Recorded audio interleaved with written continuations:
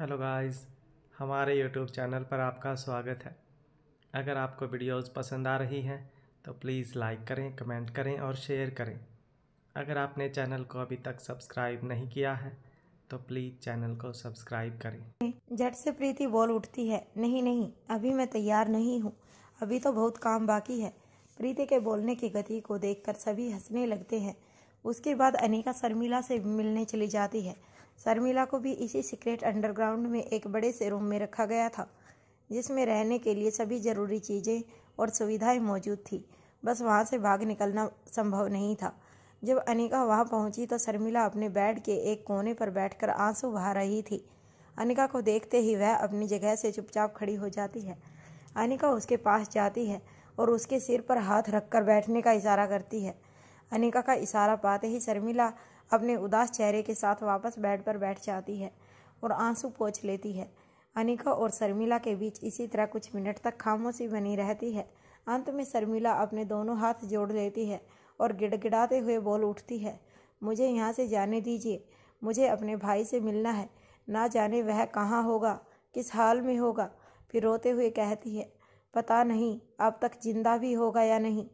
उसने किसी का क्या बिगाड़ा था जो इस तरह उसे मुझसे दूर ले गए। भला वह किसी के किस काम आ सकता है जो उसे मुझसे चुरा कर ले गए। फिर रोना छोड़कर कहती है, मुझे जाने दीजिए, मैं वादा करती हूँ कि वह जैसे ही मिल जाएगा मैं वापस आपके पास लौट आऊँगी। वह अपने शरीर से लाचार है, वह खुद से पानी भी नहीं पी सकता, पानी पीना तो छोड़िए वह पानी मांग भी नहीं सकता। यह कहकर जोर जोर से रोने लगती है। लगातार इस तरह रोते रहने की वजह से शर्मिला का गोरा रंग बिल्कुल लाल हो गया था। उसके लाल लाल गाल, लाल नाक, लाल लाल आंखें, बिखरे हुए बाल और चेहरे पर छाई उदासी को देखकर किसी का भी दिल पिघल जाता।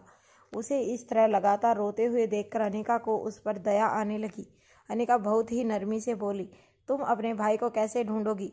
क्या तुम जानती हो कि उसे किडनैप किसने किया है? अगर नहीं जानती हो तो उसे ढूंढने कहाँ जाओगी?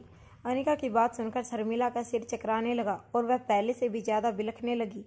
फिर सिसकते हुए कहती है, उसे कहाँ ढूंढूं? यह तो मुझे भी नहीं मालूम, लेकिन मुझे उसे ढूंढना होगा। मैं ऐसे हार नहीं मान सकती। वह मेरा छोटा भाई है। मैंने उससे वादा किया है कि मैं उसे एक दिन ज़रूर ठीक कर दूंगी। फिर वह भी अपनी ज़िंदगी को बाकी लोगों की तरह जी पाएगा।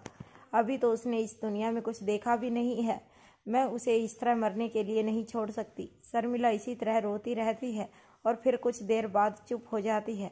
तब अनिका कहती है, मैं तुम्हारी मदद कर सकती हूँ, लेकिन यह सिर्फ तभी संभव है जब तुम मुझे अपने बारे में सब कुछ सच सच बताओ।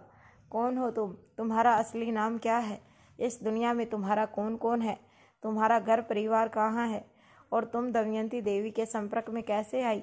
शर्मिला अपनी जगह से खड़ी हो जाती है और अनिका के करीब जाकर कहती है, मैं कुछ नहीं जानती, मैं कुछ नहीं बता सकती, बस मुझे यहाँ से जाने दीजिए, मुझे अपने भाई तक पहुँचना है। अनिका कहती है, ठीक है, अगर मैं तुम्हें यहाँ से जाने भी दूँ तब भी इस बात की क्या गारंटी है कि तुम अपने भाई को ढूंढने में कामयाब हो जाओगी? क्या अभी तक तुम्हारे भाई के किडनैपर्स ने उसे जिंदा रखा होगा? इस बात की क्या गारंटी है कि वह लोग तुम्हें किसी तरह का नुकसान नहीं पहुंचाएंगे? अनिका की बात सुनकर शर्मिला की आंखों के सामने वह दृश्य तैरने लगता है जिसमें उस गाड़ी पर अटैक किया गया था, जिसमें शर्मिला का इल्यूजन प्रकाश चित्र द्वारा तैयार किया गया भ्रम सामने की सीट पर बैठाया हुआ था। यह सब सोचकर वह कमरे की दीवार से लगकर खड़ी हो जाती है। उसे ऐसा महसूस होता है जैसे कि उसके पैरों ने उसका साथ छोड़ दिया है। वह खड़ी नहीं हो पा रही है। वह धीरे धीरे जमीन पर बैठ जाती है, अपने दोनों हाथों से अपने पेट को पकड़ लेती है और अपने दोनों पैरों को मोड़कर उनसे अपने हाथ और पेट को छुपा लेती है। उसका चेहरा एकदम खामोश हो जाता है और उसकी बड़ी बड़ी आंखों से लगातार आंसू गिरने लगते हैं। उसके दिमाग ने जैसे काम करना बंद कर दिया था। वह समझ ही नहीं पा रही थी कि क्या करे। अनिका शर्मिला के करीब जाती है और घुटनों के बल उसके पास बैठ जाती है। फिर शर्मिला के कंधे पर हाथ रखते हुए कहती है, अगर तुम्हें तुम्हारा भाई मिल जाए तो क्या तुम सब कुछ सच सच बताओगी? क्या तब तुम मुझ पर भरोसा करोगी? अनिका की बात सुनकर शर्मिला दंग रह जाती है। वह अपनी लाल लाल आंखों से अनिका की तरफ देखने लगती है। अब उसकी रोती हुई आंखों में उम्मीद की एक चमक दिखाई देने लगती है। वह अनिका के दोनों हाथ पकड़ लेती है और कहती है, वह मेरे जैसी बेस लड़कियों के लिए आसरा है, लेकिन सहारा देने वाली वह देवी कब काली बनकर कितनों की बलि ले ले कोई नहीं जानता। वह लोग बहुत खतरनाक हैं, उनसे बच पाना संभव नहीं है। अगर आपने उन्हें पावर ड्रग नहीं दिया तो वह आपको भी जिंदा नहीं छोड़ेंगे। शर्मिला की बात सुनकर अनिका की हैरानी बढ़ती है, लेकिन वह अपने चेहरे पर किसी भी तरह के भाव नहीं आने देती। अनिका का चेहरा लगातार शांत बना रहता है। अनिका फिर से कहती है, उसकी चिंता तुम मत करो, तुम मुझे सिर्फ इतना बताओ कि तुम्हारा और तुम्हारे भाई का उनसे क्या संबंध है। यदि मैं तुम्हारे भाई को बचा लूं तो क्या तुम अपने बारे में सब कुछ सच सच बताओगी, और दमयंती देवी के बारे में जो भी कुछ जानती हो वह सब भी। अनिका की बात सुनकर शर्मिला के दिमाग में अचानक से कई बातें कंध जाती हैं और वह अनिका से कहती है, हाँ, आपको मौत से क्या डर, आपके पास पावर ड्रग नाम की अमर घूटी है, आपने भी वह पी ही होगी, मतलब आपको भी कोई नहीं मार सकता और ना ही आपको कभी कोई बीमारी हो सकती है। शर्मिला की बातें सुनकर अनिका की हैरानी पहले से भी ज़्यादा बढ़ने लगती है, लेकिन वह अपने चेहरे के भावों को छिपा लेती है। फिर खड़े होकर शर्मिला से कहती है, तुम्हारी हालत इस वक्त ठीक नहीं, तुम वक्त लो और फिर सोचकर जवाब देना, तुम्हें मेरा ऑफर मंजूर है या नहीं।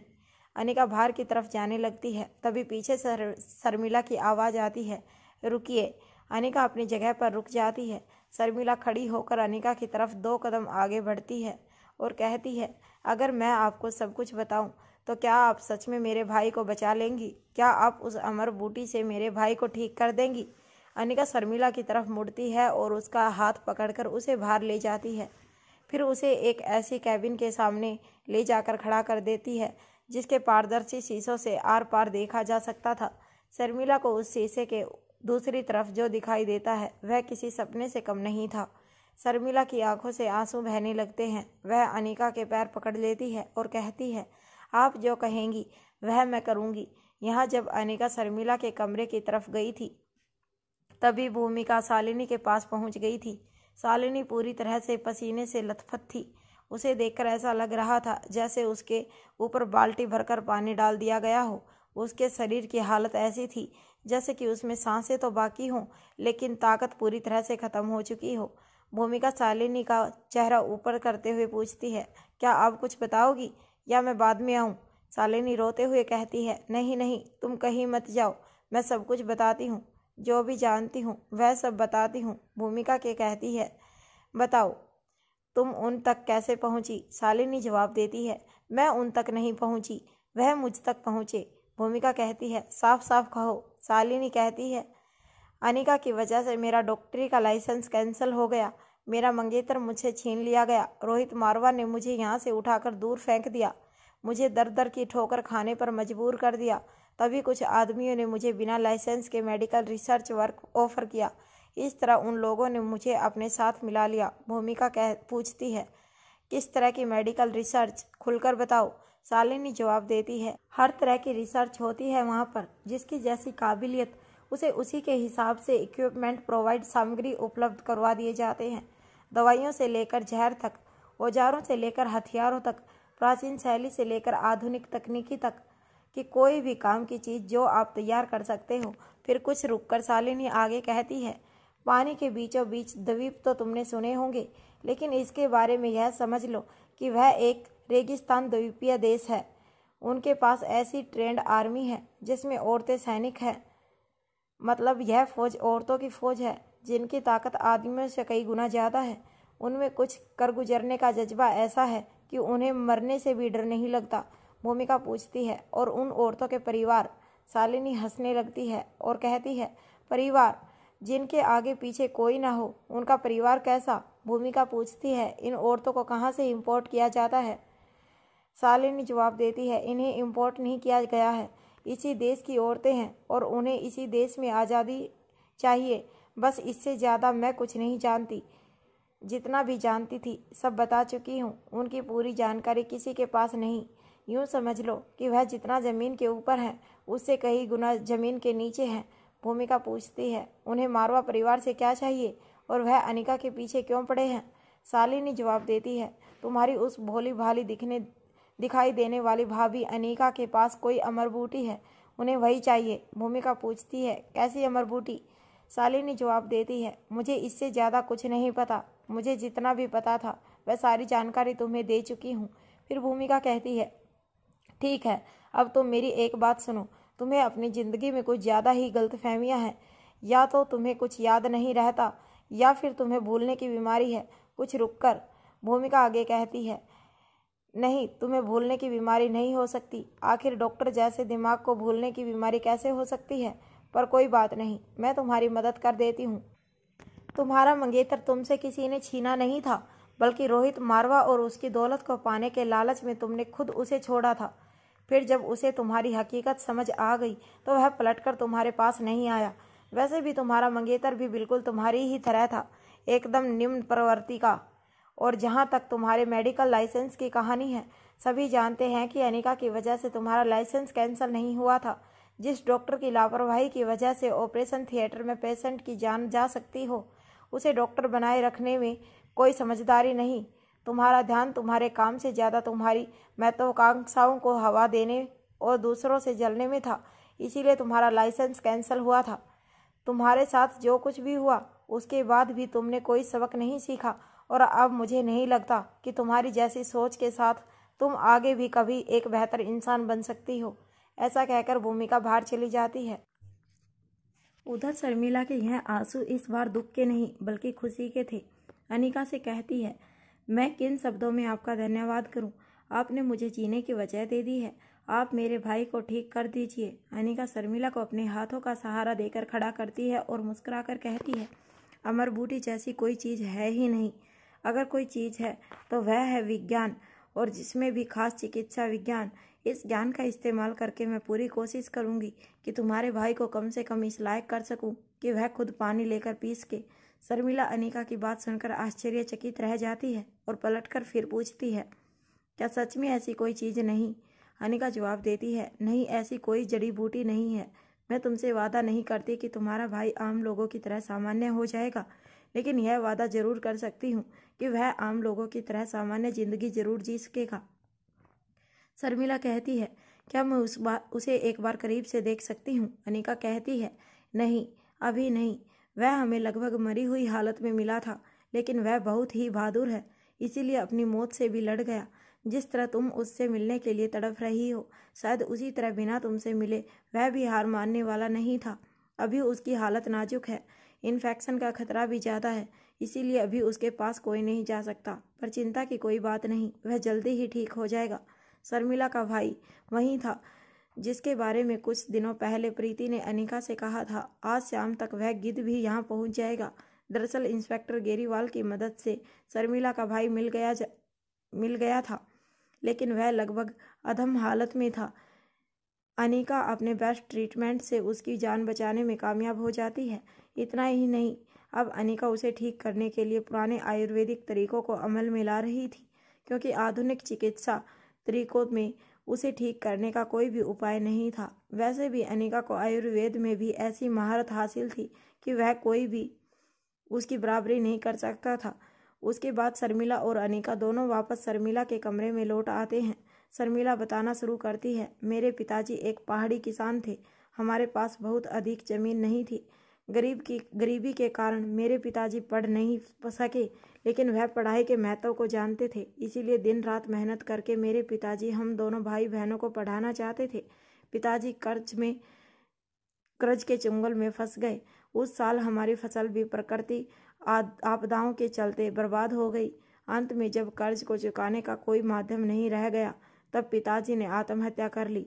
अब हमारी उम्मीद सिर्फ मेरा छोटा भाई था, लेकिन उसकी रीढ़ की हड्डी पर चोट लगने से उसकी ऐसी हालत हो गई कि छोटी सी उम्र में ही वह हमेशा के लिए बिस्तर पर आ गया और पूरी तरह से मेरी माँ और मुझ पर निर्भर हो गया। इसके बाद कुछ सोचकर शर्मिला का रोना बढ़ जाता है और वह रोते हुए कहती है, हमारी गरीबी और लाचारी का फ़ायदा उठाकर कर्ज वसूली के नाम पर मेरे साथ सामूहिक बलात्कार किया गया, और ऐसा सिर्फ मेरे साथ नहीं बल्कि मेरी माँ के साथ भी हुआ। उन लोगों के लिए किसी औरत की उम्र के कोई मायने नहीं। उनके लिए औरत सिर्फ उनकी हवस को पूरा करने के लिए एक जिस्म भर है। यहाँ तक कि हर उस परिवार की लड़कियों और औरतों को इस जिल्लत का सामना करना पड़ता था जो किसी भी तरह से उनके चुंगल में फंस जाते थे। फंसे हुए इन परिवारों के साथ ऐसा एक बार नहीं बल्कि बार बार होता रहता था। हमें बार बार इस नरक की यातना से बचाने के लिए मेरी माँ हम दोनों भाई बहनों को लेकर एक रात वहाँ से भाग निकली। गांव से निकलने के बाद हमने बहुत तरह की समस्याओं का सामना किया। कभी रहने के लिए छत नहीं थी, तो कभी खाने के लिए रोटी नहीं, तो कभी पहनने के लिए कपड़े नहीं थे।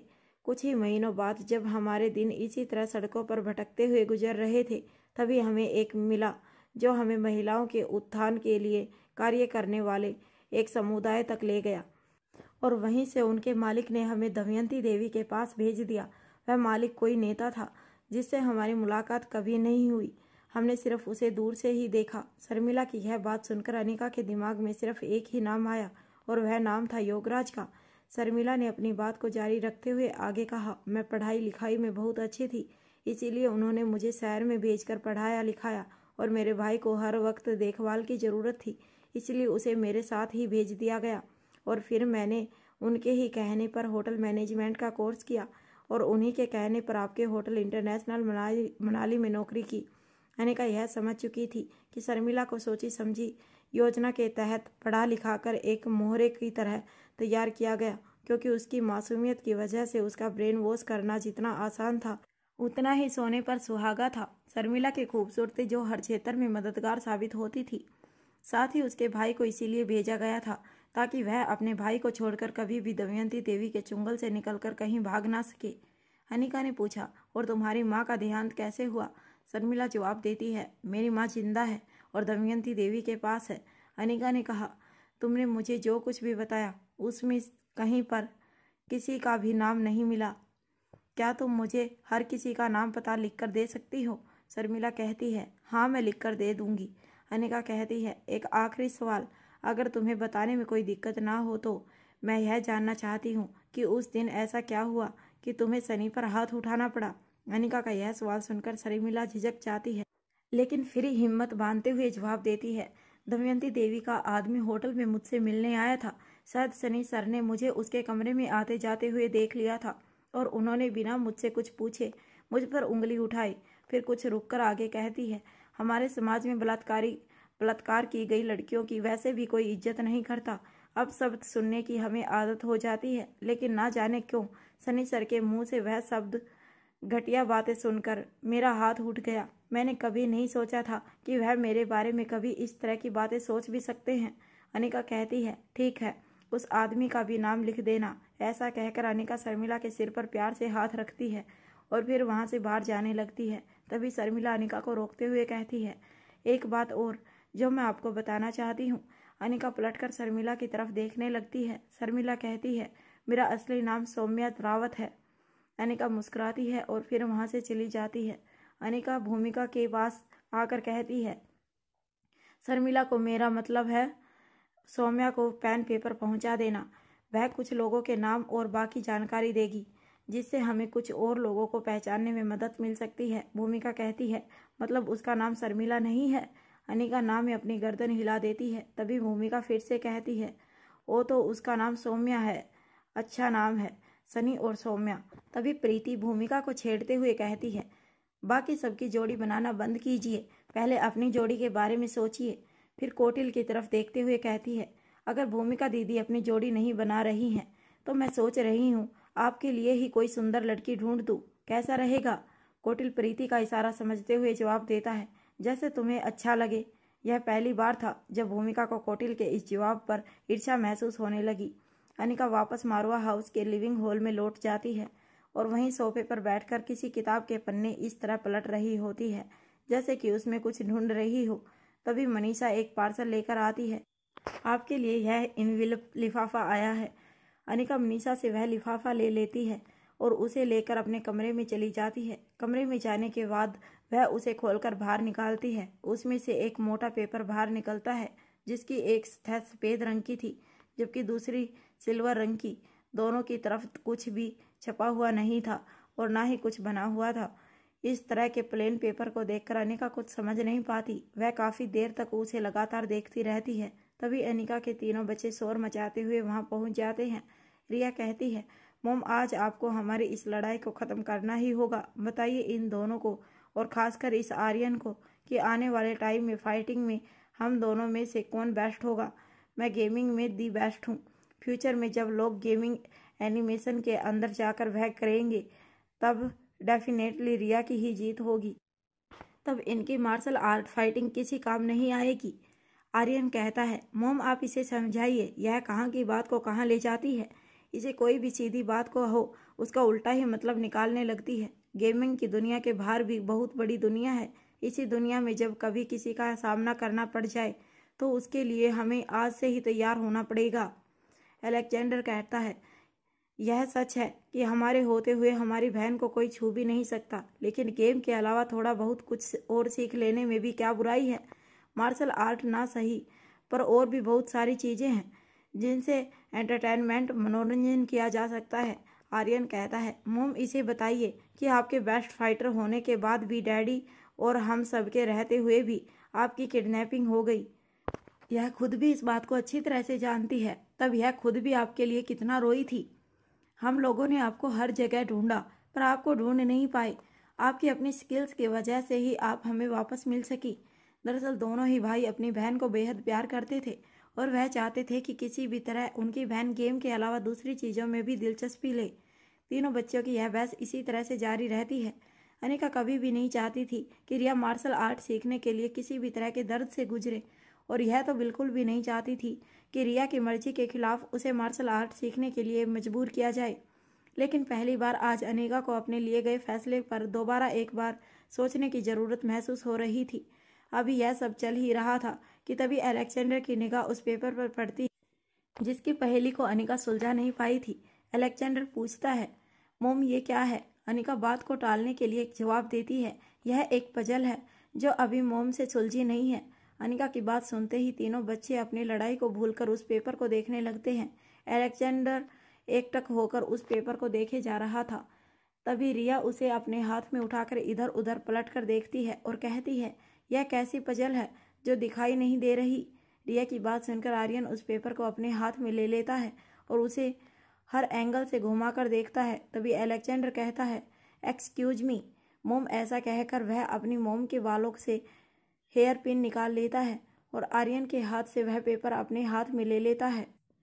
उसके बाद अलेक्जेंडर वही रखी हुई एक टेबल की ड्रॉवर से दस्ताने निकालकर उन्हें पहन लेता है।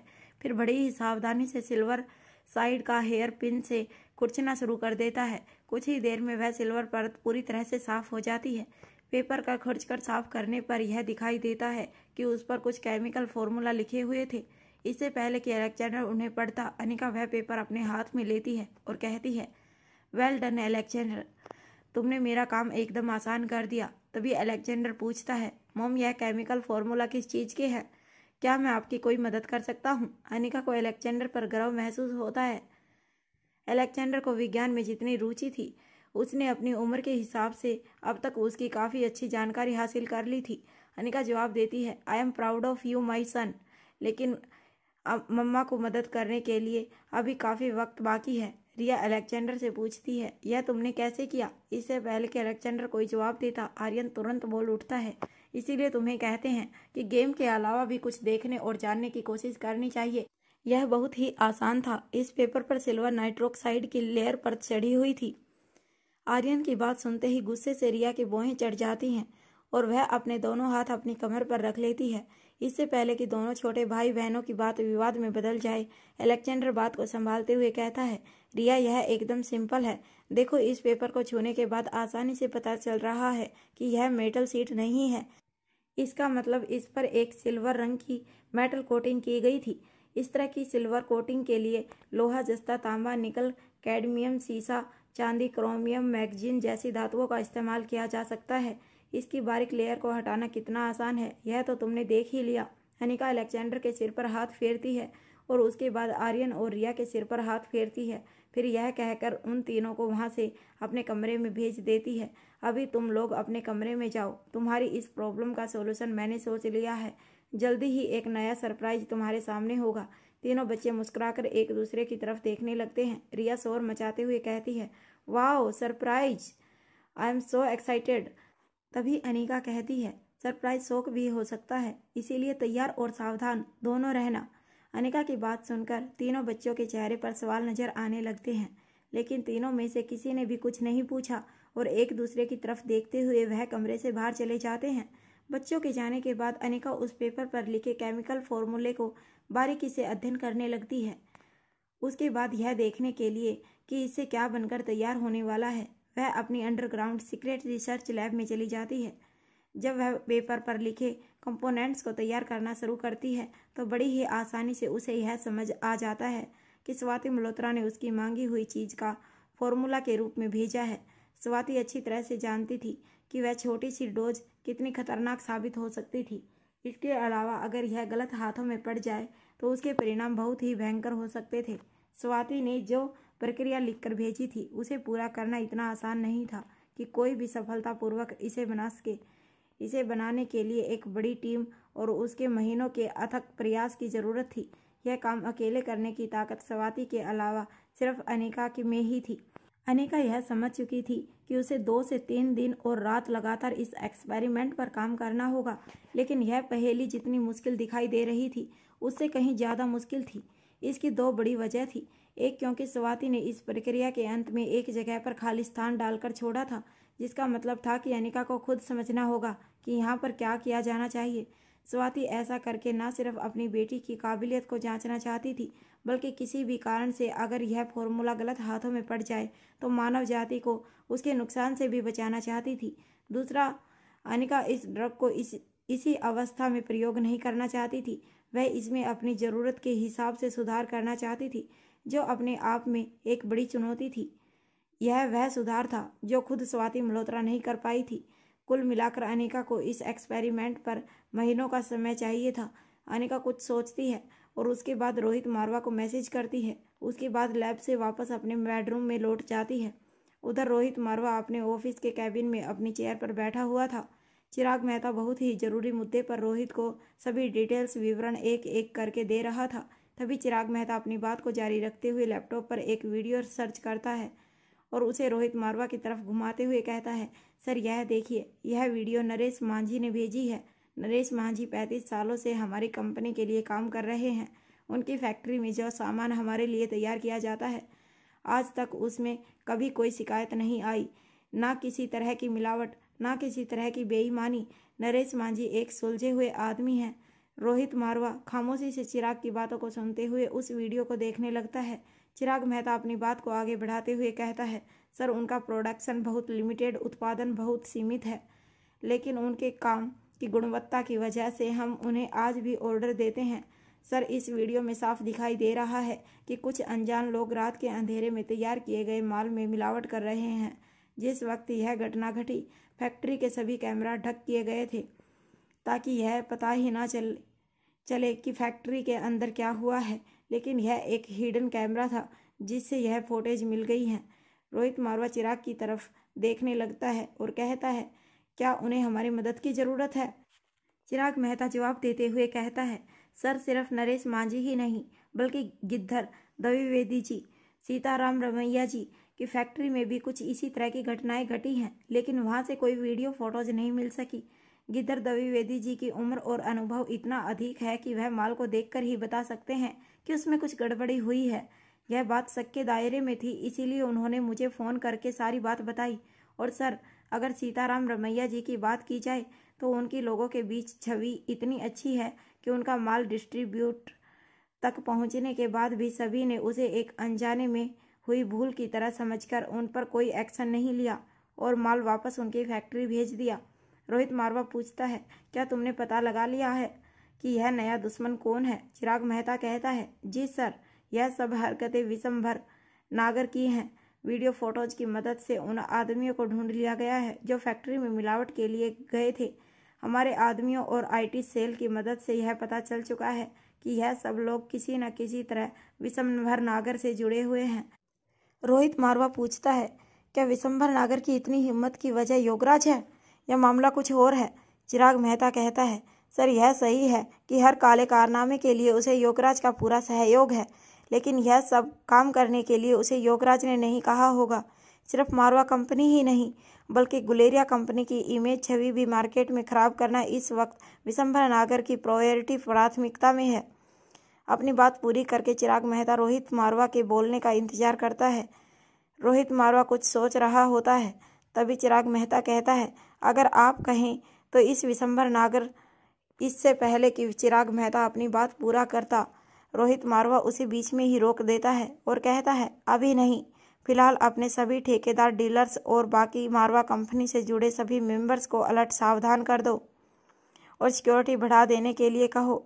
अगर किसी को कोई भी किसी भी तरह की परेशानी होती है तो वह सीधा तुम्हें कांटेक्ट करे और इस विशंभर नागर की पूरी जन्म कुंडली निकालो, साथ में इसके फैलाए हुए परिवार की भी।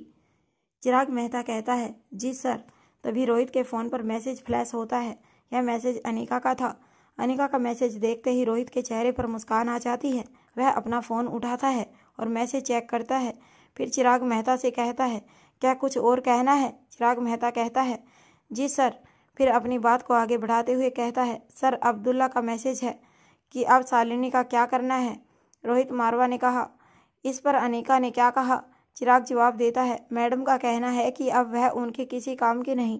रोहित जवाब देता है, पिछली बार तुम शालिनी को एक मौका देकर देख चुके हो, इस बार क्या करना है तुम बेहतर तरीके से जानते हो। ऐसा कहकर रोहित अपनी सीट से उठता है और बाहर की तरफ चला जाता है।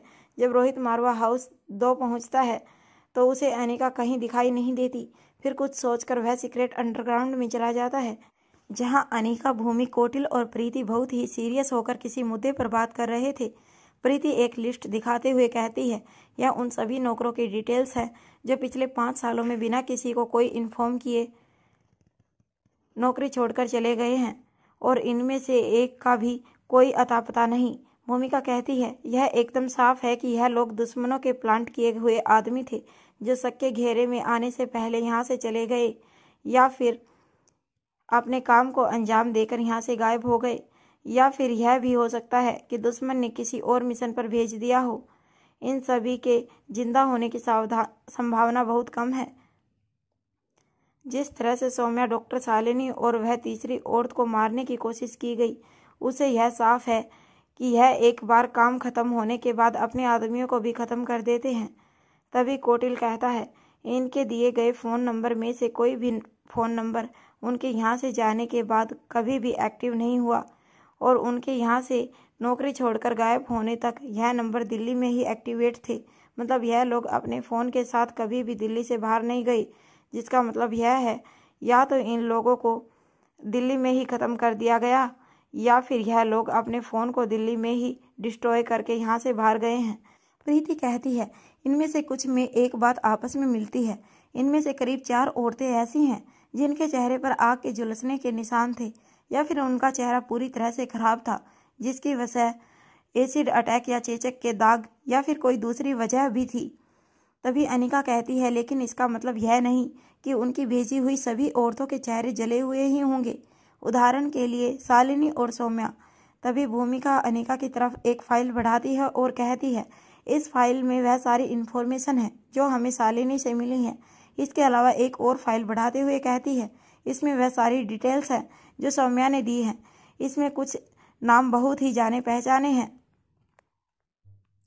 इससे पहले कि बात और आगे बढ़ती, रोहित उनके पास पहुंच जाता है और कहता है, मुझे लगता है तुम सब मेरी बीवी का असर हो गया है, पर क्या किया जा सकता है, मेरी बीवी है ही ऐसी। रोहित की बात सुनकर अनिका उसे तिरछी निगाहों से तेज लुक देखती है। तभी भूमिका अनिका के कंधे पर अपने दोनों हाथ रखते हुए कहती है, इसे कहते हैं प्यार। हर चीज़ की मिसाल है मेरा भाई। बिजनेस कैसे करना चाहिए कोई मेरे भाई से सीखे, प्यार कैसे करते हैं यह भी कोई मेरे भाई से सीखे। रोहित मारवा के सामने प्रीति या कोटिल कुछ बोल सके इतनी हिम्मत उनमें नहीं थी, इसीलिए चुपचाप खड़े होकर भूमिका की बात सुनकर मुस्कुराने लगते हैं। माहौल को देखकर बात को बदलते हुए रोहित मारवा कहता है, तुम सब लोग हमेशा काम में ही लगे रहते हो, कभी कभी ब्रेक भी लेना चाहिए, दिमाग अच्छा काम करता है। चलो सभी तैयार हो जाओ, सभी को रोहित की तरफ से आज की डिनर पार्टी। भूमिका कहती है, पार्टी नहीं, मुझे कहीं नहीं जाना, आप सब लोग जाओ, मैं यहीं ठीक हूँ, वैसे भी मुझे कुछ ज़रूरी काम निपटाने हैं। भूमिका एक जिंदा दिल लड़की थी जो हर पल को भरकर जीने के विश्वास रखती थी। जमाने के हिसाब से चलना, लड़कियों की तरह खूब सजना संवरना, लोगों को अपनी खूबसूरती से आकर्षित करना, उन्हें खुद से बांध कर रखना, यह सब भूमिका के स्वभाव की खूबियां थी। लेकिन पिछले कुछ सालों में हर बीतते समय के साथ भूमिका का स्वभाव बदलता जा रहा था। उसे अब अपनी ड्यूटी के अलावा और किसी चीज़ में कोई रुचि नहीं रह गई थी। भूमिका अपने प्रति उदासीन होती जा रही थी। अनिका चाहती थी कि भूमिका एक बार फिर से अपनी जिंदगी की ओर लौटे, इसीलिए अचानक ही रोहित मारवा ने यह प्लान बनाया था। रोहित जवाब देता है, मैं पूछ नहीं रहा हूँ, मैं बता रहा हूँ कि हम सब जा रहे हैं। अब जाओ और अच्छी बहन की तरह तैयार हो जाओ। इससे पहले कि अनिका आगे कुछ कह पाती, रोहित ने अनिका की कमर पर हाथ रखकर उसे अपनी तरफ खींचा और कहा, आपके पास तैयार होने के लिए सिर्फ आधा घंटा है। रोहित की रोमांस को देखकर अनिका, प्रीति और कोटिल तीनों के चेहरे पर मुस्कुराहट आ जाती है। तीनों ही एक दूसरे की तरफ देखकर अपने बदलते हुए चेहरों के भाव को छिपाने की कोशिश करते हैं। रोहित की इस हरकत पर अनिका उसे अपनी लंबी लंबी पलकों वाली बड़ी बड़ी आंखों से इशारा करती है कि कम से कम वह अपने रोमांस को अंजाम देने से पहले आसपास तो देख लिया करे।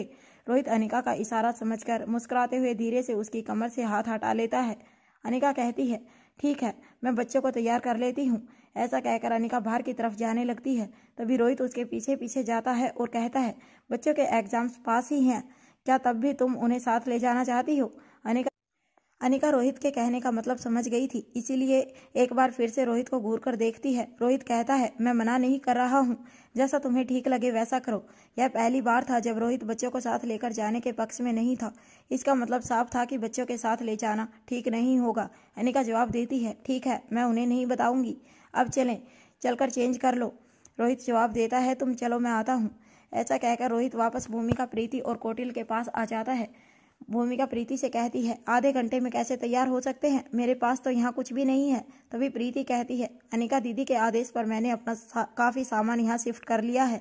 आप मेरे साथ चलिए, मेरे पास जो ड्रेसेस है उनमें से कोई ना कोई आपको ज़रूर पसंद आ जाएगी। ऐसा कहकर प्रीति ने भूमिका की समस्या को हल कर दी थी, लेकिन कोटिल की समस्या अभी भी बाकी थी। तभी रोहित उनके पास पहुँच जाता है और कहता है, तुम में से किसी को भी परेशान होने की ज़रूरत नहीं है। मैंने डिजाइनर को पहले ही बोल दिया था, तुम सभी के हिसाब से आउटफिट्स आज गए होंगे। भूमिका, तुम सभी को लेकर गेस्ट रूम में चली जाओ, वह वहीं होगा। रोहित के बदलते हुए तेवर देखकर भूमिका हैरान रह जाती है और कहती है, भाई मुझे लगता है तुम्हें भी कुछ हो गया है। इससे पहले कि भूमिका और सवाल दागे, रोहित मुस्कुराता है और वहां से चला जाता है। तभी प्रीति भूमिका की तरफ बढ़ती है और धीरे से उसके कान में कहती है, भूमिका दीदी, शायद यह प्यार का ही असर है। मुझे लगता है अब आपको भी अपने लिए अपना पार्टनर फाइनल कर ही लेना चाहिए, ताकि कोई इसी तरह आपके भी केयर करे। प्रीति की बात सुनकर भूमिका प्रीति के सिर पर हाथ मारती है और कहती है, लगता है लड़की कुछ ज्यादा ही बड़ी हो गई है। अनिका जैसे ही अपने बेडरूम में पहुंचती है, वह देखती है कि वहां पहले से ही अनिका और रोहित के आउटफिट तैयार थे। अभी अनिका ड्रेसेस को देख ही रही थी कि इतने में रोहित वहां पहुंच जाता है और कहता है, मुझे उम्मीद है तुम्हें यह पसंद आएगा। अनिका बिना कुछ कहे अपनी ड्रेस लेकर वॉशरूम की तरफ चली जाती है और रोहित बेडरूम में ही तैयार होना शुरू कर देता है। वहाँ कोटिल को अपनी आउटफिट पसंद करने में 2 मिनट का भी समय नहीं लगता, लेकिन भूमिका और प्रीति में एक दूसरे की ड्रेस को लेकर विवाद खड़ा हो जाता है। भूमिका प्रीति को कोई भी शॉर्ट ड्रेस पहनने के लिए फोर्स कर रही थी और वही प्रीति कह रही थी, मैंने कभी भी ऐसी ड्रेस नहीं पहनी है, मैं बिल्कुल भी कंफर्टेबल नहीं हो पाऊंगी। भूमिका कहती है, कभी नहीं पहनी तो अब पहनो, हर चीज़ की शुरुआत कभी ना कभी होती ही है। तुम सुंदर हो, वेल मेडल हो, अभी इस उम्र में ऐसे आउटफिट नहीं पहनोगी, तब क्या बुढ़ापे में पहनोगी? चलो मैं तुम्हें कंपनी दूंगी, तब तुम जरूर कंफर्टेबल हो जाओगी। फाइनली भूमिका की पसंद की 2 ड्रेस फाइनल होती हैं, एक प्रीति के लिए और दूसरी भूमिका के लिए। कुछ देर के बाद सभी लिविंग हॉल में तैयार होकर पहुंच जाते हैं। रोहित ने जाने के लिए वेनिटी वैन का अरेंजमेंट किया था।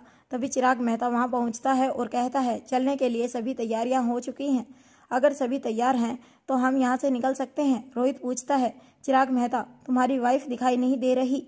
चिराग मेहता मुस्कुराकर जवाब देता है, उसकी तबीयत कुछ ठीक नहीं है, इसीलिए वह साथ नहीं आना चाहती थी, तो मैंने भी ज़्यादा फोर्स नहीं किया। चिराग मेहता के चेहरे के भाव देखकर भूमिका को बिल्कुल भी अच्छा नहीं लगता और वह पलटकर कहती है, कैसे पति हो तुम? तुम्हारी बीवी की तबीयत खराब है और तुम इतना मुस्कुराकर बता रहे हो जैसे कि तुम उसे साथ लाना ही नहीं चाहते थे। चिराग मेहता फिर से मुस्कुराकर जवाब देता है, नहीं मैडम, ऐसी बात नहीं है।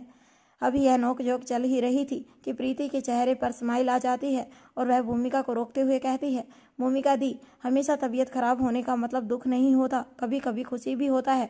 जिस अंदाज में प्रीति ने यह बात कही थी, भूमिका का सारा मांजरा समझ में आने में जरा भी देर नहीं लगी और वह पलटकर चिराग की तरफ देखकर कहती है, कॉन्ग्रेचुलेसन चिराग मेहता। चिराग मेहता जवाब देता है, थैंक यू मैडम। उसके बाद सभी वैनिटी कार में बैठ जाते हैं। तभी अनिका कहती है, हम लोग जा कहाँ रहे हैं? चिराग मेहता जवाब देता है, it's a surprise for you madam. Bhoomi कहती है, तो यह बताओ कि हम कितनी देर में पहुंच जाएंगे? चिराग मेहता जवाब देता है, करीब डेढ़ घंटा मैडम। इस वक्त सूरज डूब चुका था और चारों तरफ अंधेरा फैल चुका था। पूर्णिमा का चांद आसमान में चमकते हुए मानो गाड़ी के साथ साथ चल रहा था। मौसम में ठंडक का एहसास होने लगा था। हाईवे पर तेज हवाओं को चीरकर चलती हुई गाड़ी की हल्के हल्के आवाज और चारों तरफ फैली हुई खामोशी रोमांच पैदा कर रही थी। तभी भूमिका प्रीति से पूछती है, प्रीति, अभी मेरे पास बातें करने के लिए काफी वक्त है। तुम बताओ, तुमने ओमकार को प्रपोज किया था या ओमकार ने तुम्हें? और यह भी कि कैसे और कहाँ पर? प्रीति कहती है, भूमिका दी, मैंने आपसे कहा ना कि ऐसा कुछ भी नहीं है। भूमिका कहती है, ऐसा कुछ भी नहीं है मतलब? प्रीति जवाब देती है, मतलब हम में से किसी ने किसी को प्रपोज नहीं किया है। We are just friends. Bhumika कहती है, ऐसे फ्रेंड्स जो एक दिन भी बिना मिले नहीं रह सकते? तुम्हें पता है ना कि तुम किसके सामने झूठ बोल रही हो? एक स्पेशल फोर्स के ऑफिसर से। प्रीति कहती है, मेरा विश्वास कीजिए, ऐसा कुछ भी नहीं है। भूमिका जवाब देती है, चलो ठीक है, यह मान लें कि अभी तक तुम दोनों में से किसी ने भी एक दूसरे को प्रपोज नहीं किया है, लेकिन तुम्हारे बीच कुछ नहीं है, यह मानने लायक बात नहीं है। जब भूमिका को इसी तरह प्रीति की टांग खींचते हुए काफी देर हो जाती है, तब प्रीति कहती है, मेरी छोड़िए भूमिका दी, आप अपनी बताइए। मैंने सुना है कि कोई आपकी एक हाँ के लिए पिछले कई सालों से इंतजार कर रहा है। प्रीति की बात सुनते ही भूमिका के चेहरे से हवाएं उड़ जाती हैं और कोटिल को खांसी आने लगती है। अनिका और रोहित भी प्रीति के इस सवाल पर एक दूसरे की ओर देखने लगते हैं। तभी प्रीति कोटिल की तरफ पानी ऑफर करते हुए भूमिका से आगे कहती है, क्या हुआ भूमिका दी, क्या मैंने कुछ गलत पूछ लिया? फिर आगे कहती है, यह आपके चेहरे को अचानक से क्या हुआ? भूमिका अपने चेहरे को छूते हुए कहती है, मेरे चेहरे को क्या होगा? प्रीति छेड़ने के अंदाज में मुस्कुराते हुए जवाब देती है, मुझे अच्छी तरह याद है, आपने टचअप मेकअप किया था, उसके बाद भी आपके चेहरे का रंग उड़ा उड़ा सा लग रहा है। प्रीति की इस बात पर हाजिर जवाब भूमिका कोई जवाब नहीं दे पाती। तभी रोहित और अनिका की हंसी छूट जाती है। रोहित मारवा और अनिका को हंसते हुए देखकर वैनिटी में मौजूद सभी लोग हंसने लगते हैं। भूमिका हंसते हुए प्रीति के सिर पर हाथ मारती है और कहती है, तुम्हारा जल्दी ही कुछ इंतजाम करना पड़ेगा, बहुत बोलने लगी हो। इसी तरह हल्का फुल्का हंसी मजाक करते हुए कब 1.5 घंटा बीत जाता है, किसी को भी इस बात का एहसास ही नहीं होता। अंततः जब वह सभी नियत स्थान से कुछ ही मिनटों की दूरी पर होते हैं, तब चिराग मेहता के इशारे पर एक गात तीनों लड़कियों को एकाएक फोल्डिंग बैंड पकड़ा दिया जाता है। तभी चिराग मेहता कहता है, आप सभी को अपनी अपनी आंखों पर पट्टी बांधनी होगी। अनिका रोहित मारवा की तरफ देखती है। रोहित मारवा मुस्कुराकर अपनी पलकें झपकाकर अनिका को हाँ में अपना इशारा करता है और साथ ही आंखों में रिक्वेस्ट भी कर लेता है, प्लीज इसे पहन लो। अनिका उस पट्टी से अपनी आंखों को ढक लेती है। अनिका को ऐसा करते हुए देखकर भूमिका और प्रीति भी ऐसा ही करती हैं। उसके ठीक 1 मिनट बाद वैनिटी वैन रुक जाती है। रोहित मारवा अनिका का हाथ पकड़कर उसे वैन से बाहर लेकर आता है। प्रीति आंखों पर बंधी हुई पट्टी के साथ अनिका का हाथ पकड़कर उसके पीछे पीछे उतरती है। रोहित मारवा के इशारे पर कोटिल भूमिका का हाथ पकड़कर उसे बाहर आने में मदद करता है और वह दोनों भी हाथ पकड़कर रोहित मारवा के पीछे पीछे चल पड़ते हैं। करीब 2 से 3 मिनट चलने के बाद सभी उस जगह पर पहुंच जाते हैं जिसे सरप्राइज के तौर पर तय किया गया था। तभी सभी को अपने फुटवेयर उतार देने के लिए कहा गया। भूमिका अपनी हाई हील उतारते हुए कहती है, रोहित, क्या तुम हमें मंदिर लेकर आए हो? यार, मंदिर में कौन खाना खाता है? कहीं ऐसा तो नहीं कि तुम हमें गुरुद्वारे में लंगर का प्रसाद खाने के लिए लेकर आए हो? यहाँ चारों तरफ फैली हुई खामोशी में जो सुकून है, उससे मेरा यकीन पक्का होता जा रहा है। अब तुम कुछ बोलोगे भी या नहीं? रोहित, मैं तुमसे बात कर रही हूँ।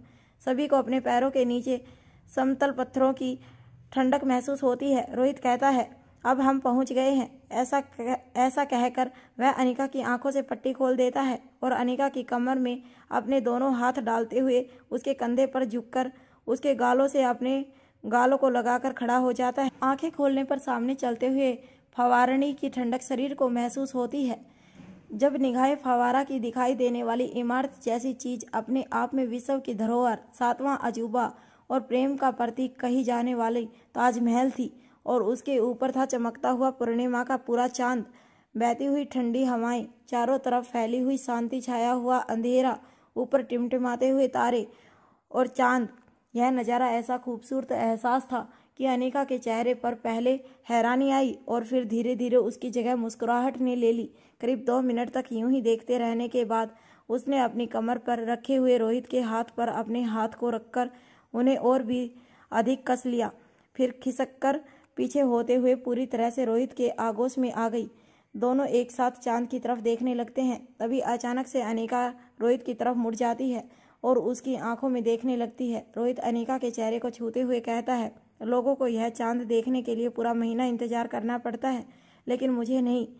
क्या तुम्हें पता है, मेरा चांद उस चांद से भी ज़्यादा खूबसूरत है और मेरे चांद की आंखें उन टिमटिमाते तारों से कहीं ज़्यादा चमकती हैं। अनिका जब भी रोहित की आंखों में देखती थी, हर बार उसकी आंखों में अनिका के लिए पहले से भी ज़्यादा प्यार नजर आता था। अनिका को रोहित की तरह कहकर या जताकर अपने प्यार को जाहिर करना नहीं आता था, लेकिन वह हर बीतते वक्त के साथ ही मोहब्बत की कायल होती जा रही थी।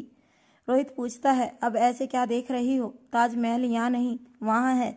अनिका यूं ही खामोश होकर रोहित की तरफ देखती रहती है। रोहित अनिका की आंखों में खुद के लिए प्यार को देखता है तो उसके पूरे शरीर में हर्षी पैदा हो जाती है।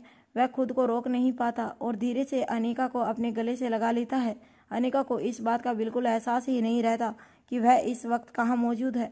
रोहित की बाहों में जाकर जैसे वह रोहित के अंदर ही समा जाना चाहती थी, वह अपनी आंखें बंद कर लेती है और ज़्यादा रोहित की बाहों में सिमट जाती है। रोहित को इस वक्त जन्नत के सुख का एहसास होता है। वह हर पल अनिका की आंखों में इसी प्यार और उसके चेहरे पर इसी सुकून को बनाए रखने के लिए हर संभव कोशिश करता था। इस वक्त उसे अपनी कोशिशों का फल मिल रहा था। रोहित अनिका से इतनी मोहब्बत करता था कि उसके लिए वह किसी भी हद तक जा सकता था। फिर यह तो सिर्फ एक सरप्राइज था। रोहित ने अपनी पावर और पोजीशन का इस्तेमाल करते हुए ताजमहल का पूरा एक बड़ा हिस्सा खास अनिका को सरप्राइज करने के लिए रिजर्व किया था। अनिका को खूबसूरत सरप्राइज देने के लिए खास अपने तरीके से कुछ विशेष इंतजाम करवाए थे। वैसे भी कुछ घंटों बाद पूरा ताजमहल खाली होने वाला था और रोहित मारवा सुबह होने तक वहां रुक सकता था। कुछ संबंधित अधिकारियों और उनके खास लोगों को खास आज की ड्यूटी पर लगाया गया था, लेकिन इनमें से कोई भी रोहित मारवा के व्यक्तिगत समय में हस्तक्षेप नहीं कर सकता था। तभी उन सभी से कुछ दूरी पर जाकर कौटिल भूमिका की आंखों से पट्टी हटा देता है और उसके चेहरे के भावों को देखने के लिए भूमिका से एक कदम आगे बढ़कर भूमिका की तरफ अपना चेहरा करके खड़ा हो जाता है। भूमिका स्वभाव से बहुत ही एक्सप्रेसिव थी। जब भूमिका की आंखों से पट्टी हटती है तो उसकी निगाहें सबसे पहले फर्श पर जाती है। सफ़ेद चिकनी फर्श पर फवारनी ऐसे ही सामने की तरफ देखती रहती है। फिर कौटिल का हाथ पकड़कर लगभग शोर मचाते हुए कहती है, I can't believe this, it's amazing. यह वो दृश्य कितना अट्रैक्टिव, आकर्षक है। मेरा बस चले तो हमेशा के लिए इसी पल में रुक जाऊं। फिर चांद की तरफ इशारा करते हुए कौटिल से कहती है, यह देखो कौटिल, पूरा चांद कितना खूबसूरत दिखाई दे रहा है। भूमिका के इशारे करने पर कौटिल चांद की तरफ देखने लगता है और कहता है, हाँ बिल्कुल सही कहा तुमने, और फिर चुप हो जाता है। पिछले कई सालों में यह पहली बार था जब भूमिका ने खुद कौटिल्य का हाथ पकड़ा था और उससे सीधा मुंह बात की थी। लेकिन कौटिल किसी भी तरह की खुशी या एक्साइटमेंट जाहिर करके कोई भी पुरानी भूल दोहराना नहीं चाहता था। कहा जाता है ताजमहल का पूर्णमासी का चांद साथ में देखने वाले जोड़े हमेशा साथ रहते हैं। कौटिल खामोशी से अपनी किस्मत के पलटने और भूमिका के पहल करने का इंतजार करना चाहता था। भूमिका इसी तरह कौटिल का हाथ पकड़कर कई कदम आगे की तरफ बढ़ जाती है। ना जाने अपनी एक्साइटमेंट में भूमिका सब कुछ भूल चुकी थी या सच में भूमिका के दिल में कौटिल के प्यार के लिए अभी भी कोई छिपा कोना बाकी था। जब उनसे कुछ ही दूरी पर खड़ी प्रीति भी अपनी आंखों से पट्टी हटाती है तो इतना खूबसूरत मंजर देखकर रोमांचित हो जाती है। उसके चेहरे पर जितना आश्चर्य था, अचानक से उतनी ही उदासी छा जाती है और वह कुछ सोचकर कुछ कदम पीछे हट जाती है। उसे इस वक्त ऐसी ख्वाहिश होती है कि काश इस खूबसूरत वक्त में ओमकार मेरे साथ होता। ओमकार को याद करके उसकी आंखें भर आती है। उसके आंसू झलकने को ही थे कि उसे महसूस होता है कि किसी ने पीछे से आकर उसकी आंखें बंद कर ली थी। फिर उसके कानों में आवाज पड़ती है, यह मेरे हाथों में पानी आ गया है या मोती गिर रहे हैं। ऐसी खूबसूरत जगह पर आकर लोग रोमांस करते हैं, मीठी यादें बनाते हैं, पर आंसू कौन बहाता है? यह आवाज इतनी जानी पहचानी थी कि प्रीति झट से उन हाथों को नीचे करती है और पीछे मुड़ जाती है। प्रीति के चेहरे पर बड़ी सी मुस्कुराहट आ जाती है और बिना किसी पल की देरी के गले से लग जाती है। यह आवाज ओमकार की थी। तभी प्रीति को ख्याल आता है कि वह इस वक्त कहाँ पर मौजूद है। फिर वह अलग होकर इधर उधर देखने लगती है कि उन्हें इस तरह किसी ने देखा तो नहीं। प्रीति की हालत को समझकर ओमकार ने उसका चेहरा अपनी तरफ करते हुए कहा, चिंता मत करो, हमें किसी ने नहीं देखा। तभी प्रीति के दिमाग में एक बात कंस जाती है और वह ओमकार से पूछती है, क्या तुम हमारा पीछा करते हुए यहाँ तक आए हो?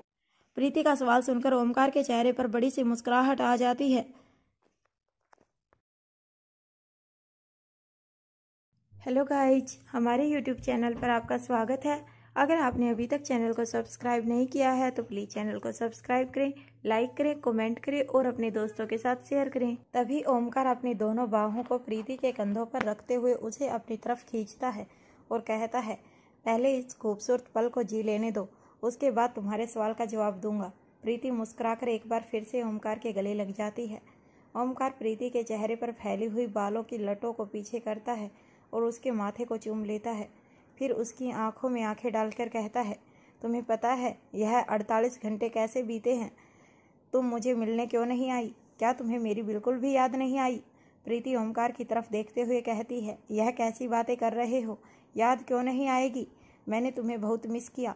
तुम अच्छी तरह से जानते हो मेरे पास अपना कहने के लिए अनिका दी और तुम्हारे अलावा और कोई नहीं है। अनिका दी ही मेरे लिए मम्मी और पापा की जगह पर है। मैं उनकी कोई बात टाल नहीं सकती। वैसे भी उनका लिया गया हर फैसला मेरे भले के लिए ही होता है और हो सकता है कि मुझे मारवा हाउस रोकने का उनका यह फैसला हम दोनों के लिए ही अच्छा हो। ऐसा कहकर वह एक बार फिर से ओमकार के सीने पर अपना सिर रख देती है और फिर पूछती है, अच्छा अब तुम बताओ कि तुम यहाँ तक कैसे पहुँचे? ओमकार प्रीति को अपनी बाहों में लेते हुए कहता है, भला ऐसा हो सकता है कि रोहित मारवा की सिक्योरिटी से कोई बात बाहर चली जाए? उनकी सिक्योरिटी पर मैं तो क्या, कोई परिंदा भी पर नहीं मार सकता। प्रीति अपना चेहरा उठाकर ओमकार के चेहरे की ओर देखते हुए कहती है, क्या मतलब? ओमकार कहता है, मतलब यह कि मैं यहाँ आया नहीं बल्कि बुलाया गया हूँ। प्रीति झट से पूछती है, क्या अनिका दीदी ने? ओमकार ने जवाब दिया, नहीं, यह सरप्राइज उन्हीं के लिए प्लान किया गया था। तो उन्हें कैसे पता होता कि कहाँ जाना है? प्रीति सवाल भरी निगाहों से ओमकार की तरफ देखने लगती है। ओमकार जवाब देता है, तुम्हारे सवाल का सही जवाब है द ग्रेट मिस्टर मारवा। प्रीति को ओमकार की बात सुनकर अपने कानों पर यकीन नहीं होता। तभी किसी के पास आने की आहट सुनकर प्रीति और ओमकार एक दूसरे से अलग हो जाते हैं। तभी मयूर गुलेरिया राजलक्ष्मी के साथ वहां पहुंच जाता है। तभी राजलक्ष्मी कहती है, जनाब चलकर नहीं उठकर आए हैं, सिर्फ तुम्हारे लिए। प्रीति राजलक्ष्मी की बात सुनकर शर्म से लाल हो जाती है। तभी भूमिका और कौटिल भी वहां पहुंच जाते हैं। भूमिका प्रीति की ऐसी सकपका स्थिति में देखकर ओमकार की टांग खिंचाई करते हुए कहती है, भला ऐसे उठकर आने की भी क्या अहमियत? मैंने सुना है तुमने अभी तक हमारी प्रीति को प्रपोज भी नहीं किया है। ओमकार ने अपने ख्वाब में ये कभी नहीं सोचा था कि उसके सामने इस तरह का सवाल आ खड़ा होगा। भूमिका अपनी बात को आगे बढ़ाते हुए कहती है, कहीं ऐसा तो नहीं कि किसी और के साथ भागने का विचार है, इसीलिए हमारी लड़की के साथ अभी तक बंधे नहीं हो। भूमिका की बात सुनकर ओमकार की स्थिति ऐसी थी कि कुछ बोले तो मरे, ना बोले तो भी मरे। अनिका और रोहित भी वहां पहुंच जाते हैं। रोहित ओमकार को छेड़ते हुए कहता है, यह सच ही है, मोहब्बत को अल्फाजों की कैसी ज़रूरत, लेकिन बिना इजहार के भी कैसी मोहब्बत। रोहित की बात सुनकर इस बार मयूर ओमकार को छेड़ते हुए कहता है, क्या इस तरह गुलेरिया खानदान का नाम रोशन करोगे? गुलेरिया खानदान में मोहब्बत की मिसालें हैं हम सबके आदर्श करण गुलेरिया। अंकल को ही ले लो, पूरी ज़िंदगी अकेले निकाल दी लेकिन किसी और को अपनी ज़िंदगी में आने नहीं दिया। अगर ज़िंदगी में मोहब्बत का साथ नहीं तो ज़िंदगी किसी और के नाम भी नहीं। तुम्हें खुद पर भरोसा नहीं है या अपनी मोहब्बत पर, जो तुमने उस लड़की को अभी तक प्रपोज नहीं किया, जिसके बिना तुम्हें 24 घंटे भर बिताने मुश्किल हो जाते हैं। मयूर के मुंह से अंतिम वाक्य को सुनकर ओमकार हैरान रह जाता है। उसका सर घूमने लगता है और उसे यह बात समझ आ जाती है कि वह भी हर वक्त सिक्योरिटी के घेरे में रहने लगा था। परिवार के बाकी लोगों की तरह ओमकार के भी हर पल की खबर मयूर गुलेरिया के पास है। तभी भूमिका कहती है, प्रीति एक इंडिपेंडेंस आत्मनिर्भर लड़की है और तुम अभी स्ट्रगल फेस संघर्ष के पड़ाव में हो। कहीं ऐसा तो नहीं कि तुम्हें डर है कि प्रीति तुम्हारे प्रपोजल को रिजेक्ट कर देगी? तभी प्रीति तपाक से जवाब देती है, मैं ऐसा क्यों करूँगी? ओमकार एक बहुत अच्छा लड़का है जो बेजुबान जानवरों का इतना ध्यान रखता है, वह मेरा कितना ख्याल रखेगा। प्रीति की बात सुनकर सभी हंसने लगते हैं। अब तक ओमकार के चेहरे पर भी शर्मिंदगी की जगह मुस्कुराहट ने ले ली थी।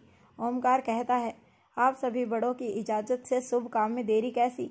मैं बहुत दिनों से इसे साथ लेकर घूम रहा था, पर मैं समझ नहीं पा रहा था कि क्या कहूँ और कैसे कहूँ।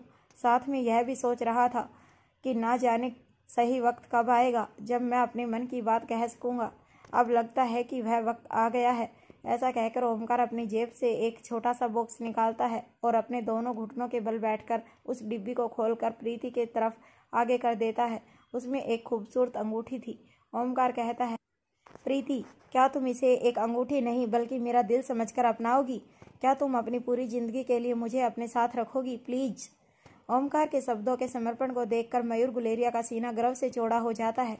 वहीं अनिका को भी अपने भाई पर प्राउड फील होता है और साथ ही यकीन भी कि वह प्रीति को हमेशा खुश रखेगा। अनिका का प्रीति के साथ खून का कोई भी रिश्ता नहीं था, लेकिन प्रीति के माता पिता से अनिका को जो प्यार मिला था उसकी वजह से वह प्रीति को अपनी छोटी बहन की तरह मानती थी।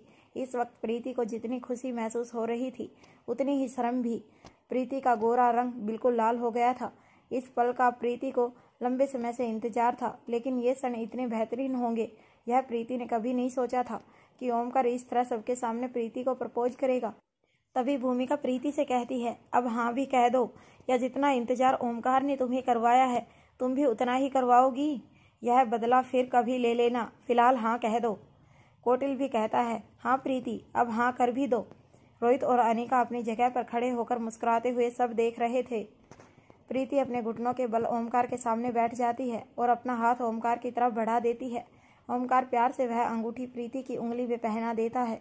सभी लोग तालियां बजाकर खुश हो जाते हैं।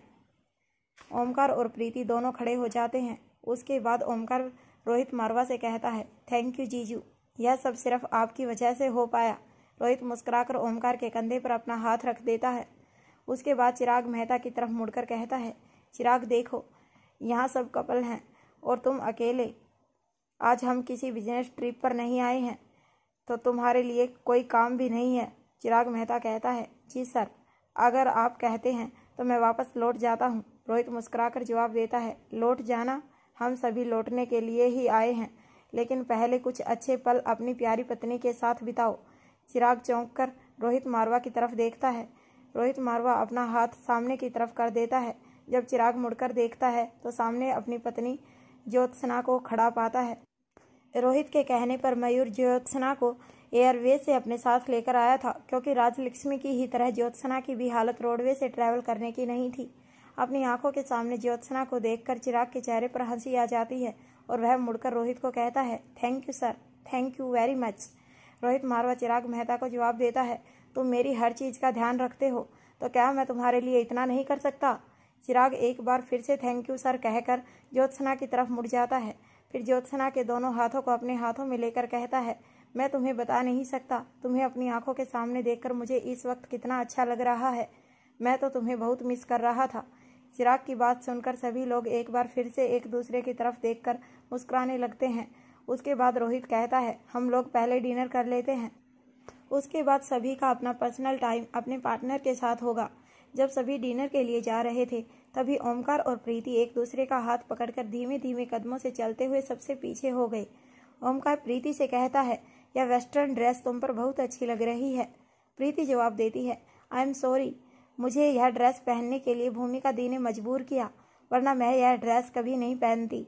ओमकार कहता है, अरे नहीं, ऐसा मत कहो, सच में यह तुम पर बहुत अच्छी लग रही है। तुम आज की मॉडर्न लड़की हो। मैं तो यही कहूँगा कि तुम्हें कभी कभी वेस्टर्न ट्राई करते रहना चाहिए। प्रीति मुस्कुराकर अपना चेहरा नीचे कर लेती है। उसके बाद सभी साथ में बैठकर हंसी मजाक करते हुए डिनर एंजॉय करते हैं। जब सभी उठकर चलने लगते हैं तभी मयूर अनिका से कहता है, मुझे तुमसे कुछ ज़रूरी बात करनी है। अनिका मयूर के साथ एक तरफ जाकर बात करने लगती है। अनिका कहती है, बताओ क्या ज़रूरी बात है। मयूर कहता है, मैं जो कहने जा रहा हूँ अभी उसके पुख्ता सबूत मेरे पास नहीं है, लेकिन मुझे पूरा यकीन है कि कुछ ना कुछ गड़बड़ जरूर है। अनिका मयूर की तरफ देखती रहती है। कुछ रुककर मयूर कहता है, मैं खुद नहीं समझ पा रहा हूँ कि तुम्हें कैसे समझाऊँ। अनिका कहती है, इसमें इतना सोचना क्या है, तुम्हें जो लग रहा है वह बोल दो, उसके बाद तय कर लेंगे कि क्या सही है और क्या समझने लायक है। मयूर कहता है, यह बात सिद्धार्थ से संबंधित है। मुझे लग रहा है कि कुछ ना कुछ गलत जरूर है जो वह पूरे परिवार से छिपा रहा है। अनिका पूछती है, कौन सी बात? मयूर जवाब देता है, यही पता लगाना है कि वह क्या है जिसे वह सबसे छुपाना चाहता है। अनिका कहती है, क्या तुम्हें पूरा यकीन है कि वह कुछ गलत कर रहा है? मयूर जवाब देता है, मुझे पूरा विश्वास है। या तो वह कुछ गलत कर रहा है या फिर खुद किसी गलत का शिकार हुआ है। अनिका कहती है, मयूर साफ साफ कहो, तुम कहना क्या चाहते हो? मयूर कहता है, दरअसल बात यह है कि सारा सच पता लगाने के लिए मुझे आउट ऑफ रूल नियमों से बाहर जाना पड़ेगा। मुझे उसकी व्यक्तिगत जिंदगी में गलत तरीके से घुसना होगा। मेरे कहने का मतलब है कि उसकी आईडी और फ़ोन हैक करना होगा। तुम जानती हो यह मेरे बस की बात नहीं है। इसके लिए मुझे हमारे आईटी की मदद लेनी होगी। यदि मैं हमारी कंपनी के आईटी की मदद लेता हूँ और सिद्धार्थ को यह बात किसी भी तरह पता चल जाती है तो बहुत बड़ी प्रॉब्लम हो जाएगी, लेकिन यह बहुत ज़रूरी है। तुम चाहो तो मारवा कंपनी का आईटी तुम्हारे कहने पर यह जरूर कर देगा। अनिका शांति से मयूर की बातें सुन रही थी। फिर कुछ सोचकर मयूर कहता है, नहीं, मारवा कंपनी के आईटी की मदद लेना ठीक नहीं रहेगा। अगर तुम कहोगी तो निखिल कोटी कभी भी इस काम को करने के लिए मना नहीं करेगा। मयूर यह नहीं जानता था कि अनिका खुद एक बेहतरीन हैकर है। यह काम उसके लिए चुटकी बजाने जैसा आसान था, लेकिन अनिका यह बात मयूर के सामने जाहिर नहीं होने देना चाहती थी और कहती है, कोटिल, हाँ, यह काम उसके लिए बहुत आसान है, पर तुम्हारी बातों से मुझे यह नहीं समझ आ रहा कि इस वक्त तुम मुझसे क्या चाहते हो। मैं कोटिल से तुम्हारे लिए काम करने के लिए बात करूं या इस सच का पता मैं खुद लगाऊं? मयूर जवाब देता है, इन दोनों बातों में से जो भी ठीक लगे। मैं तुम्हारे लिए किसी भी तरह का काम या तनाव नहीं बढ़ाना चाहता। अनिका कहती है, ठीक है, मैं कोटिल से बोल दूंगी। वह तो तुम्हारी ज़रूरत के हिसाब से तुम्हें सभी जानकारी निकाल कर दे देगा। ताजमहल में कुछ घंटे बिताने के बाद सभी दिल्ली वापस चलने के लिए तैयार हो जाते हैं। तभी मयूर गुलेरिया रोहित मारवा से कहता है, अगर आपको ठीक लगे तो मैं चाहता हूँ कि आप सभी हमारे साथ एयरवे से वापस चलें। यह सच है कि आपकी सिक्योरिटी को तोड़ा नहीं जा सकता, लेकिन इस वक्त दुश्मनों को यह पता लग चुका होगा कि हम लोग यहाँ पर हैं। दुश्मन कोई भी मौका अपने हाथ से गंवाना नहीं चाहेगा। फिर मुस्कुराकर राजलक्ष्मी और अनिका की तरफ देखते हुए कहता है, और इतना खूबसूरत वक्त बिताने के बाद कौन चाहेगा कि तुरंत किसी तरह का तनाव झेलना पड़े। मयूर की बात सुनकर अनिका रोहित मारवा की तरफ देखती है। रोहित अपनी आंखों के इशारे से अनिका को हाँ कह देता है। मयूर रोहित का इशारा देखकर कहता है, तो फिर यह तय हो गया कि हम सभी साथ में जा रहे हैं। इसके बाद सभी एयरवे में बैठकर दिल्ली के लिए रवाना हो जाते हैं और कुछ ही देर में मयूर के कहने पर गुलेरिया हाउस में सभी के रुकने का इंतजाम कर दिया गया था, लेकिन अनिका बच्चों का हवाला देकर वहां रुकने से मना कर देती है। और उसके बाद रोहित मारवा वहां से अनिका, भूमिका, प्रीति, कोटिल, चिराग मेहता और ज्योत्सना के साथ मारवा हाउस के लिए रवाना हो जाता है। तभी प्रीति के फ़ोन पर मैसेज दिखाई देने लगता है। यह ओमकार का मैसेज था। प्रीति मैसेज खोलती है जिसमें लिखा था, यह मेरी ज़िंदगी का सबसे खूबसूरत और यादगार वक्त था। प्रीति जवाब में लिखती है, मेरी भी। ओमकार लिखता है, मैं जल्दी ही हमारे बारे में मम्मी पापा से बात करूँगा, फिर हमें इस तरह आधी रात को एक दूसरे से अलग नहीं होना पड़ेगा। ओमकार का मैसेज पढ़कर प्रीति के शरीर में खून का दौर बढ़ जाता है। उसके दिल की धड़कनें उसे अपने कानों तक सुनाई देने लगती है और उसका चेहरा शर्म से लाल हो जाता है। ओमकार और प्रीति के बीच फ़ोन पर चल रही बातचीत की वजह से प्रीति के चेहरे के भाव लगातार बदल रहे थे। कभी शर्म, कभी मुस्कुराहट, कभी उदासी चेहरे पर दिखाई दे रही थी। यह सब भूमिका बड़े ही ध्यान से देख रही थी। जब भूमिका से रहा नहीं गया तब वह प्रीति को छेड़ते हुए कहती है, क्या हुआ प्रीति, ओमकार को नींद नहीं आ रही? जैसे ही भूमिका ने यह बात कही वैसे ही सभी के शांत और नींद भरे चेहरों पर एक बार फिर से मुस्कुराहट आ गई। प्रीति बिना कुछ कहे मुस्कुराकर अपना चेहरा नीचे कर लेती है और अपनी हाथ में पहनी हुई अंगूठी को देखने लगती है।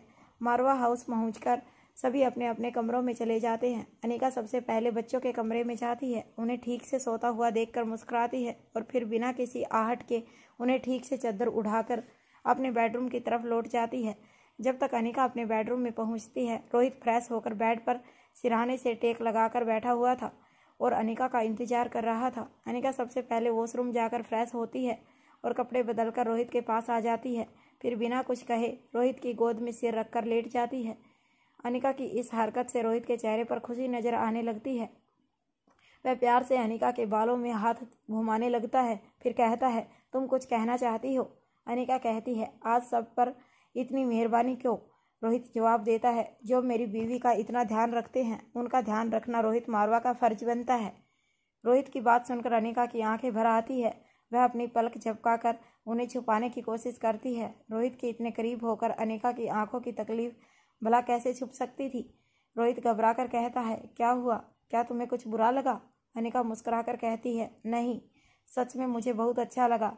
इस वक्त राजलक्ष्मी और ज्योत्सना दोनों को ही मयूर और चिराग मेहता के समय की बहुत ज़रूरत है और इन दोनों के पास इतना काम है कि अपनी बीवियों के लिए बिल्कुल भी वक्त नहीं। अनिका मुस्कुराकर अपनी गर्दन ऊंची करते हुए कहती है, मुझे अपने पति पर फक्र है कि उसने इतना सोचा। ऐसी हालत में अकेलापन कितनी तकलीफ देता है, यह मुझसे बेहतर और कौन जानता होगा। मैं सोच रही थी, अगर उस वक्त तुम मेरे साथ होते तो वो वक्त कितना खुशियों भरा होता। रोहित अनिका की इस तकलीफ को बहुत अच्छी तरह से समझता था। अनिका ने एक साथ 3 सतवासे बच्चों को जन्म दिया था और वह भी अकेले। अनिका की यह बात सुनकर रोहित को ऐसा लगा जैसे कि किसी ने कई सारी सुइयां एक साथ उसके शरीर में चुभा दी हों। रोहित को भी कई बार ऐसी ख्वाहिश होती थी कि काश वह अनिका के साथ इन पलों को जी पाता। रोहित ने अनिका को खुश करने के लिए झट से जवाब दिया, इसमें दिल छोटा करने की क्या बात है? तब नहीं तो अब सही, तुम कहो तो इस बार हम इस पहलू को साथ में जी सकते हैं। ऐसा कहकर रोहित अनिका के पास लेट जाता है और उसे अपनी बाहों में भर लेता है। उसके बाद अनिका के ऊपर की तरफ आ जाता है। अनिका रोहित को एक तेज लुक देती है और उसके बाद अपने चेहरे के भावों को बदलते हुए एक दांव खेलती है और रोहित को नीचे करके खुद ऊपर की तरफ आ जाती है। फिर पूछती है, मैं काफ़ी दिनों से तुमसे एक सवाल पूछना चाहती हूँ। रोहित रोमांस के अंदाज में कहता है, एक सवाल पूछने के लिए तुम कई दिनों से इंतजार कर रही हो। मेरा सारा वक्त तुम्हारा है, तुम जब चाहो जो चाहो पूछ सकती हो। चलो कोई बात नहीं, अब और देर मत करो, कहो मुझे क्या बताना है। तभी अनिका के बंधे हुए बाल खुलकर रोहित के चेहरे पर आ जाते हैं। अनिका के लंबे घने बाल रोहित की गर्दन में छुपकर गुदगुदी करते हैं। अनिका अपने बालों को हटाते हुए एक तरफ हो जाती है और रोहित अपनी गर्दन को सहलाते हुए अनिका के सिर को अपने कंधे पर रखकर बेड के सिरहाने का सहारा लेकर बैठ जाता है। अनिका कहती है, तुमने अभी तक पावर ड्रग क्यों नहीं लिया? रोहित अचंभित होकर अनिका की तरफ देखता है और कुछ क्षण रुककर जवाब देता है, मैं पावर ड्रग क्यों लूँगा? मुझे उसकी क्या ज़रूरत है? अनिका कहती है, उसके बारे में जो भी जानता है उसे वह किसी भी कीमत पर चाहिए। हमारे तमाम खतरनाक दुश्मन सिर्फ और सिर्फ उस पावर ड्रग की ही वजह से हैं। पावर सभी को अच्छी लगती है, मैं जानती हूँ कि पावर्स तुम्हें भी अच्छी लगती है। रोहित अनिका के इस तरह के तर्क को सुनकर हैरान रह जाता है और उसे कोई जवाब नहीं सूझता। कुछ पल रुककर रोहित जवाब देता है, जो पावर हमारे दुश्मन को चाहिए, जिस पावर की तुम बात कर रही हो उस पावर में और जो पावर मुझे अच्छी लगती है उन दोनों में बहुत अंतर है। अनिका कहती है, क्या अंतर है? रोहित जवाब देता है, अंतर है। अनिका कहती है, मैं सुन रही हूँ, मुझे समझाओ वह अंतर क्या है? रोहित जवाब देता है, मैंने इन पावर्स को कमाया है। इस धरती पर रहने वाले सभी लोग अपनी मेहनत और समझ के हिसाब से इन्हें कमाते हैं। इन पावर्स को पैसा, पद, प्रतिष्ठा कहा जाता है। इन पर सभी का उनकी काबिलियत के हिसाब से बराबर का हक होता है। लेकिन जो पावर हमारे दुश्मनों को चाहिए वह उन्हें अपनी काबिलियत के दम पर नहीं चाहिए। वह उन्हें तुमसे चुराना चाहते हैं, कमाना नहीं चाहते। वह प्राकृतिक नहीं है। अनिका कहती है, प्राकृतिक रूप से तो मुझे भी नहीं मिले, लेकिन फिर भी मेरे पास हैं। रोहित जवाब देता है, लेकिन तुम इन ताकतों के दम पर किसी का बुरा नहीं करना चाहती, इस दुनिया पर राज नहीं करना चाहती। तुमने अब तक की जिंदगी में डॉक्टर बनकर बहुत लोगों की जान बचाई है। तुम लोगों को अपनी ताकत दिखाने के लिए मारना नहीं चाहती। अनिका कहती है, तो क्या तुम लोगों को मारना चाहते हो? रोहित जवाब देता है, अनिका तुम मेरी बात समझ नहीं रही हो। ताकत मिलने से पहले और ताकत मिलने के बाद का इंसान दो अलग तरीकों का इंसान होता है। मैं आज ऐसा नहीं चाहता, लेकिन इस ताकत की वजह से कल को मेरे मन में ऐसे विचार पैदा हो जाएं तो क्या मैं उन्हें रोक पाऊंगा? क्या तुम उन्हें रोक पाओगी? अनिका कहती है, मुझे तुम पर पूरा भरोसा है। ऐसा कुछ नहीं होगा। खुद पर नहीं तो मुझ पर भरोसा रखो, ऐसा कुछ भी नहीं होगा। रोहित जवाब देता है, अपने परिवार को बचाने के लिए आज मैं इसलिए लड़ पाता हूँ क्योंकि दुश्मनों की निगाह मुझ पर नहीं तुम पर है। कल को जब मैं ही उनका निशाना बन जाऊंगा तो अपने परिवार को कैसे बचा पाऊंगा? अनिका कहती है, मतलब तुम्हें मरने से डर लगता है? रोहित जवाब देता है, बात मरने या डरने की नहीं है। तुम समझती क्यों नहीं? वह तुम्हारे अंदर है और तुम्हारी तकलीफ के बदले मुझे जिंदगी भी नहीं चाहिए। अनिका कहती है, मेरी तकलीफ या तुम्हें पावर ड्रग से किसी तरह की कोई तकलीफ ना हो इसीलिए मना कर रहे हो। रोहित लगभग गिड़गिड़ाते हुए कहता है, मेरे पास जो कुछ भी है वह अपने आप में बहुत ज़्यादा है। इससे ज़्यादा और क्या पाने की ख्वाहिश करनी चाहिए। मुझे अपार संपत्ति, 3 बच्चे और तुम्हारी जैसी पत्नी, इसके आगे और क्या चाहिए। अनिका कहती है, मैं कुछ नहीं जानती, मैं सिर्फ यह चाहती हूँ कि तुम यह पावर ड्रग लो। रोहित कहता है, यह अचानक से तुम्हें क्या हो गया है? यह कैसी बातें कर रही हो? तुम अच्छी तरह जानती हो यह नहीं हो सकता। मुझे यह नहीं चाहिए। अनिका कहती है, लेकिन मैं चाहती हूँ, मुझे चाहिए कि तुम यह पावर ड्रग लो। जब रोहित का लगता है कि वह अनिका को समझाने में असमर्थ है तब वह कहता है, तुम्हें कैसे पता कि मैंने अब तक पावर ड्रग नहीं लिया है? क्या पता मैंने ले लिया हो। रोहित की बात सुनकर अनिका बिस्तर से उतरकर रोहित से दूर फर्श पर खड़ी हो जाती है। फिर वह रोहित से कहती है, अच्छा तो तुमने बिना बताए पावर ड्रग ले लिया। यदि तुम मुझे इसके बारे में बता देते तो क्या मैं तुम्हें मना कर देती? अनिका के मुंह से ऐसा ताना सुनकर रोहित भी बिस्तर से नीचे खड़ा हो जाता है। अनिका का यह रूप रोहित मारवा ने पहले कभी नहीं देखा था। यह पहली बार था जब रोहित मारवा ने अपने पूरे हथियार किसी के सामने डाल दिए थे। उसे समझ ही नहीं आ रहा था कि आगे क्या कहे। रोहित मारवा के चेहरे का रंग एकदम फीका पड़ जाता है। घबराहट उसके चेहरे पर दिखाई देने लगती है। कुछ पल के लिए उसे ऐसा लगता है जैसे उसका सिर घूम रहा हो। उसे अंदर से ऐसी ख्वाहिश हो रही थी कि अब अनिका कोई सवाल ना पूछे, कुछ भी ना कहे। अनिका लगातार रोहित को घूर रही थी। अनिका को अपनी तरफ से इस तरह देखते हुए रोहित का मन ऐसा कर रहा था कि वह कसकर अनिका को गले से लगा ले और कहे, तुम जीत गई, मैं हार गया। तुम जो कहोगी मैं वह करने के लिए तैयार हूँ, पर अब मुझसे कुछ और मत कहो। लेकिन रोहित की हिम्मत ही नहीं होती कि वह अपनी जगह से हिल भी सके। रोहित के चेहरे का उड़ा हुआ रंग देखकर अनिका के चेहरे पर मुस्कुराहट आ जाती है और वह रोहित की तरफ आगे बढ़ती है। फिर अपनी दोनों बाहें रोहित के गले में डाल देती है और मुस्कुराते हुए प्यार से कहती है, क्या तुम्हें सच में पावर ड्रग नहीं चाहिए? अचानक से अनिका के बदले हुए तेवर देखकर रोहित को तसल्ली मिलती है, लेकिन इस बार रोहित अनिका के सवाल पर कुछ भी नहीं बोलता और शेरनी के सामने मेमने की तरह सिर्फ ना में गर्दन हिला देता है। अनिका एक बार फिर से बड़े ही प्यार से पूछती है, क्या तुम्हें कभी ऐसा नहीं लगता कि मुझे हमेशा अनिका से आगे रहना चाहिए?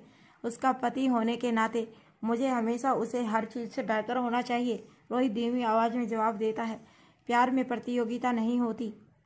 मैं अपने आप में बेहतर हूँ, इतना पर्याप्त है। मैं अपने परिवार की सुरक्षा कर सकता हूँ। मेरे लिए बस इतनी ताकत ही काफ़ी है। मैं अपने परिवार की हर ज़रूरत और ख्वाहिश पूरी कर सकता हूँ। इतनी दौलत हमारे लिए बहुत है। बड़ी से बड़ी हस्ती मेरा समय पाने के लिए इंतज़ार करती है। इससे और बड़े ओहदे की ज़रूरत नहीं है। इससे भी खास बात यह है कि अगर मेरे पास यह सब ना भी हो तब भी मैं अपने परिवार को अच्छी तरह संभाल सकता हूँ। इतनी काबिलियत मेरे लिए काफ़ी है। अनिका कहती है, क्या तुम्हें कभी यह ख्याल नहीं आता कि मेरे ज़्यादा बेहतर होने पर समाज में तुम्हारी प्रतिष्ठा मुझसे कम नहीं हो जाएगी? रोहित मारवा कहता है, नहीं, मुझे ऐसा नहीं लगता। तुम्हारा मान सम्मान और मेरी प्रतिष्ठा अलग अलग नहीं है। तभी अनिका कुछ बोलने की कोशिश करती है कि इतने में रोहित अनिका के होठों पर अपना हाथ रख देता है और कहता है, पत्नी से जीतना किसी के वश की बात नहीं। मुझे माफ़ कर दो। अंत में वही होगा जो तुम चाहोगी। लेकिन फिर भी मैं तुम्हें बता दूं कि मुझे पावर ड्रग की कोई ख्वाहिश नहीं। मुझे तुम पर नाज है। मुझे कभी भी तुमसे बेहतर नहीं होना। अगर मुझे कुछ होना है तो वह है तुम्हारे सबसे करीब। मुझे कुछ भी तुमसे ज़्यादा नहीं चाहिए। मुझे चाहिए तो सिर्फ तुम्हारा साथ, प्यार और विश्वास। और एक बात मैं तुम्हें याद दिला दूं, जंगल में शेर अपनी मान में रहकर बच्चों की देखभाल करता है और शिकार करने के लिए शेरनी जाती है। वह अपने बच्चों की ज़रूरतें पूरी करती है। तो क्या इससे शेर की प्रतिष्ठा या पद पर कोई फ़र्क पड़ता है? यह सिर्फ लोगों की नज़र और नज़रिए का फ़र्क है। लेकिन मेरी तो आंखें ही तुम हो। रोहित की बात सुनकर अनिका उसे प्यार से बेड पर बिठा देती है और अपनी जगह पर खड़े रहते हुए रोहित के चेहरे को प्यार से अपने हाथों में लेते हुए उसके माथे को चूम लेती है। फिर उसके सिर को अपने सीने पर रखते हुए बाहों में भर लेती है और काफ़ी देर तक आंखें बंद करके यूं ही खड़ी रहती है। रोहित अपने दोनों हाथों को ऊपर करके अनिका को अपनी बाहों में कस लेता है। रोहित का दिल इस वक्त फूट फूट कर रोना चाहता था, लेकिन वह अपनी भावनाओं पर नियंत्रण रखता है। लेकिन अनिका की आंखों से आंसू चू पड़ते हैं। यह आंसू खुशी और गर्व के थे। खुशी इसलिए क्योंकि उसका प्यार रोहित एक अग्नि परीक्षा में जीत गया था, और गर्व इसलिए क्योंकि रोहित जैसा इंसान उसका प्यार और पति दोनों था। अनिका सिर्फ रोहित के प्यार की परीक्षा ले रही थी। वह रोहित को अच्छी तरह जानती थी, लेकिन फिर भी अपनी माँ के कहने पर अनिका ने एक बार फिर से रोहित को प्यार की परीक्षा देने के लिए मजबूर किया। फिर अनिका अपनी जगह पर घुटनों के बल बैठ जाती है और रोहित के दोनों हाथों को अपने हाथों में लेकर उसकी तरफ देखते हुए कहती है, मैं सिर्फ मजाक कर रही थी। जो तुम नहीं चाहते वह तुम्हें कभी नहीं करना पड़ेगा, लेकिन अभी अभी मेरे मन में एक सवाल पैदा हुआ है, अगर कहो तो पूछ लूँ। रोहित मुस्कुराकर कहता है, अब तुम्हारे सवाल से मुझे डर लग रहा है, लेकिन तुम पूछ लो, क्योंकि डर के आगे जीत है। अगर आज नहीं पूछोगी तो वह सवाल कल सामने खड़ा होगा। अनिका के चेहरे पर रोहित की बात सुनकर बड़ी सी हंसी दिखाई देने लगती है और वह पूछती है, हमारे दुश्मन की असली ताकत की पूरी जानकारी अभी तक हमारे पास नहीं है। अगर उसकी ताकत हम दोनों की मौजूदा ताकत से कई गुना ज़्यादा हुई तब तुम क्या करोगे? रोहित कहता है, तुम्हें उसकी चिंता करने की कोई ज़रूरत नहीं है, यह सब मैं खुद देख लूँगा। मेरे रहते मेरे परिवार का कोई बाल भी बाका नहीं कर सकता। वह लोग तुम्हें तकलीफ सिर्फ इसलिए पहुँचा सके क्योंकि हमें उनके होने का आभास तक नहीं था।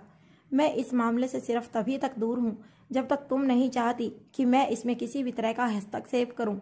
जब तुम्हें सही लगे तब बस एक बार कह देना कि कब उनका नामो निशान इस धरती से मिटाना है। उनका पूरा साम्राज्य खत्म करके ही तुम्हारे पास वापस लौटूंगा। अनिका पूछती है, तुम्हें पावर ड्रग लेने से ऐतराज क्यों है? रोहित जवाब देता है, इसी पावर ड्रग की वजह से तुम्हें अपनी माँ से हमेशा दूर रहना पड़ा। उन्होंने अपना पूरा जीवन अपने प्यार के साथ के बिना ही बिता दिया। अपने प्यार से दूर होने की तकलीफ मैं चंद दिनों में ही समझ गया हूँ। उनके त्याग और तुम्हारी तकलीफों को मैं सिर्फ पावर ड्रग जैसी चीज के लिए जाया नहीं कर सकता।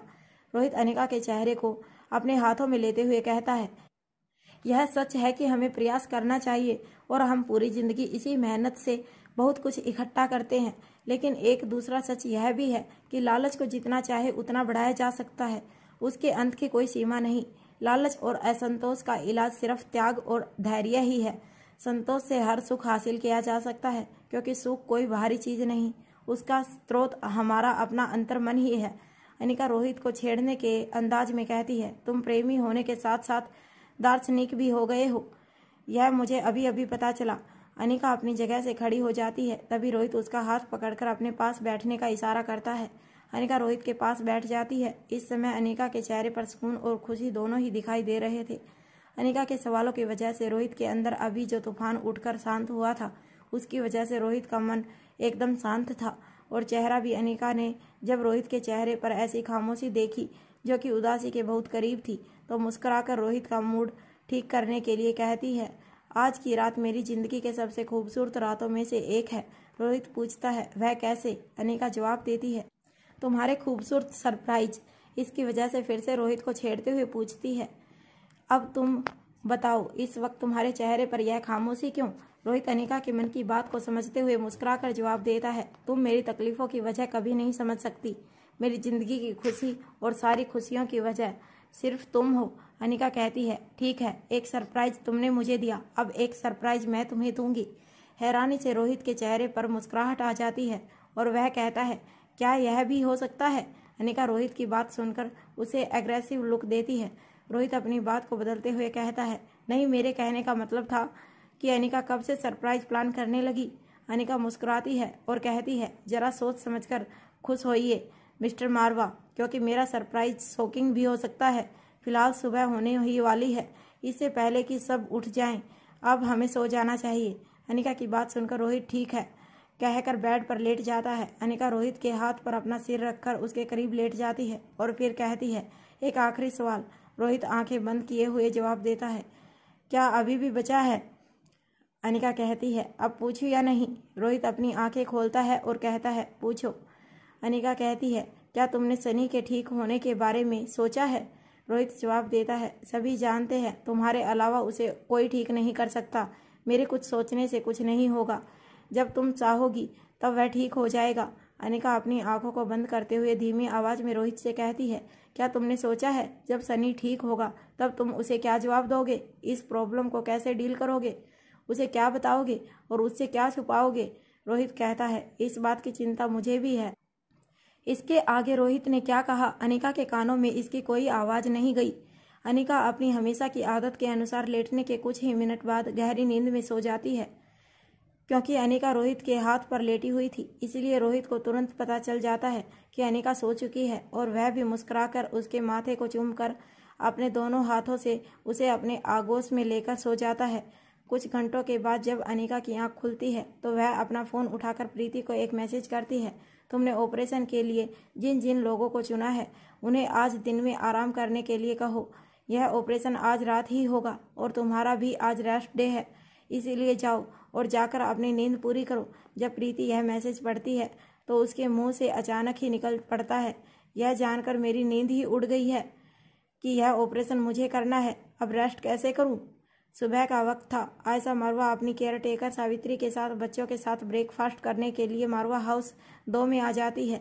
वह चारों तरफ निगाहें घुमाकर देखती है, लेकिन उसे रोहित और अनिका कहीं भी दिखाई नहीं देते हैं। तब वह बच्चों की केयर टेकर मनीषा से पूछती है, क्या रोहित और अनिका अभी जागे नहीं हैं? मनीषा जवाब देती है, मैडम सुबह 6 बजे तक उनके कमरे की लाइट जली हुई थी। मुझे लगता है कि मैडम और सर सुबह तक जागे हुए थे। तभी आयशा मारवा के चेहरे पर परेशानी साफ दिखाई देने लगती है। उसके मुंह से सहसा ही निकल जाता है, सारी रात नहीं सोए। मनीषा आयशा मारवा की चिंता को देखकर जवाब देती है, मैडम चिंता की कोई बात नहीं है, वह लोग देर रात को करीब 3:30 बजे घर वापस आए थे। आयशा सवाल भरी निगाहों से मनीषा की तरफ देखती है। मनीषा जवाब देती है, मुझे सिर्फ इतनी ही जानकारी है कि वह लोग डिनर के लिए बाहर गए थे। शायद मारवा सर ने मैडम के लिए कोई सरप्राइज प्लान किया था। मनीषा को लग रहा था कि यह जानकर आयशा मारवा की चिंता कुछ कम हो जाएगी, लेकिन इस बात का असर उल्टा ही हुआ, क्योंकि पिछली बार भी अनिका और रोहित देर रात को घर वापस लौटे थे। तब अगली सुबह उनकी आंखें रोने की वजह से सूजी हुई लग रही थी। आयशा तुरंत सावित्री की तरफ देखती है। सावित्री के चेहरे पर भी वही चिंता दिखाई देने लगती है। सावित्री आयशा मरवा का दिल रखने के लिए कहती है, मैडम आप चिंता मत कीजिए, सब अच्छा ही होगा।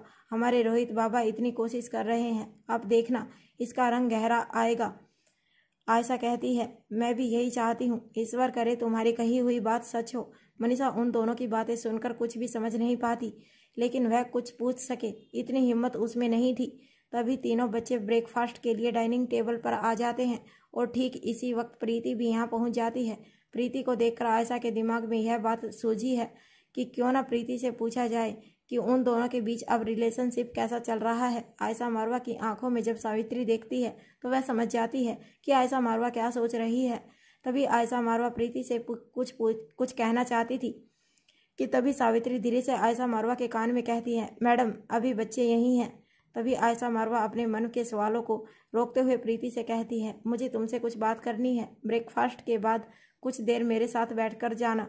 प्रीति मुस्कुराकर हाँ में अपनी गर्दन हिलाते हुए कहती है, जी आंटी जी, जैसा आप कहें। तभी रिया कहती है, दादी माँ आपको पता है मोम हमें कोई सरप्राइज देने वाली हैं। तभी आर्यन मुस्कुराते हुए कहता है, दादी माँ रिया भूल गई है कि मम्मी ने यह भी कहा है कि सरप्राइज शॉकिंग भी हो सकता है।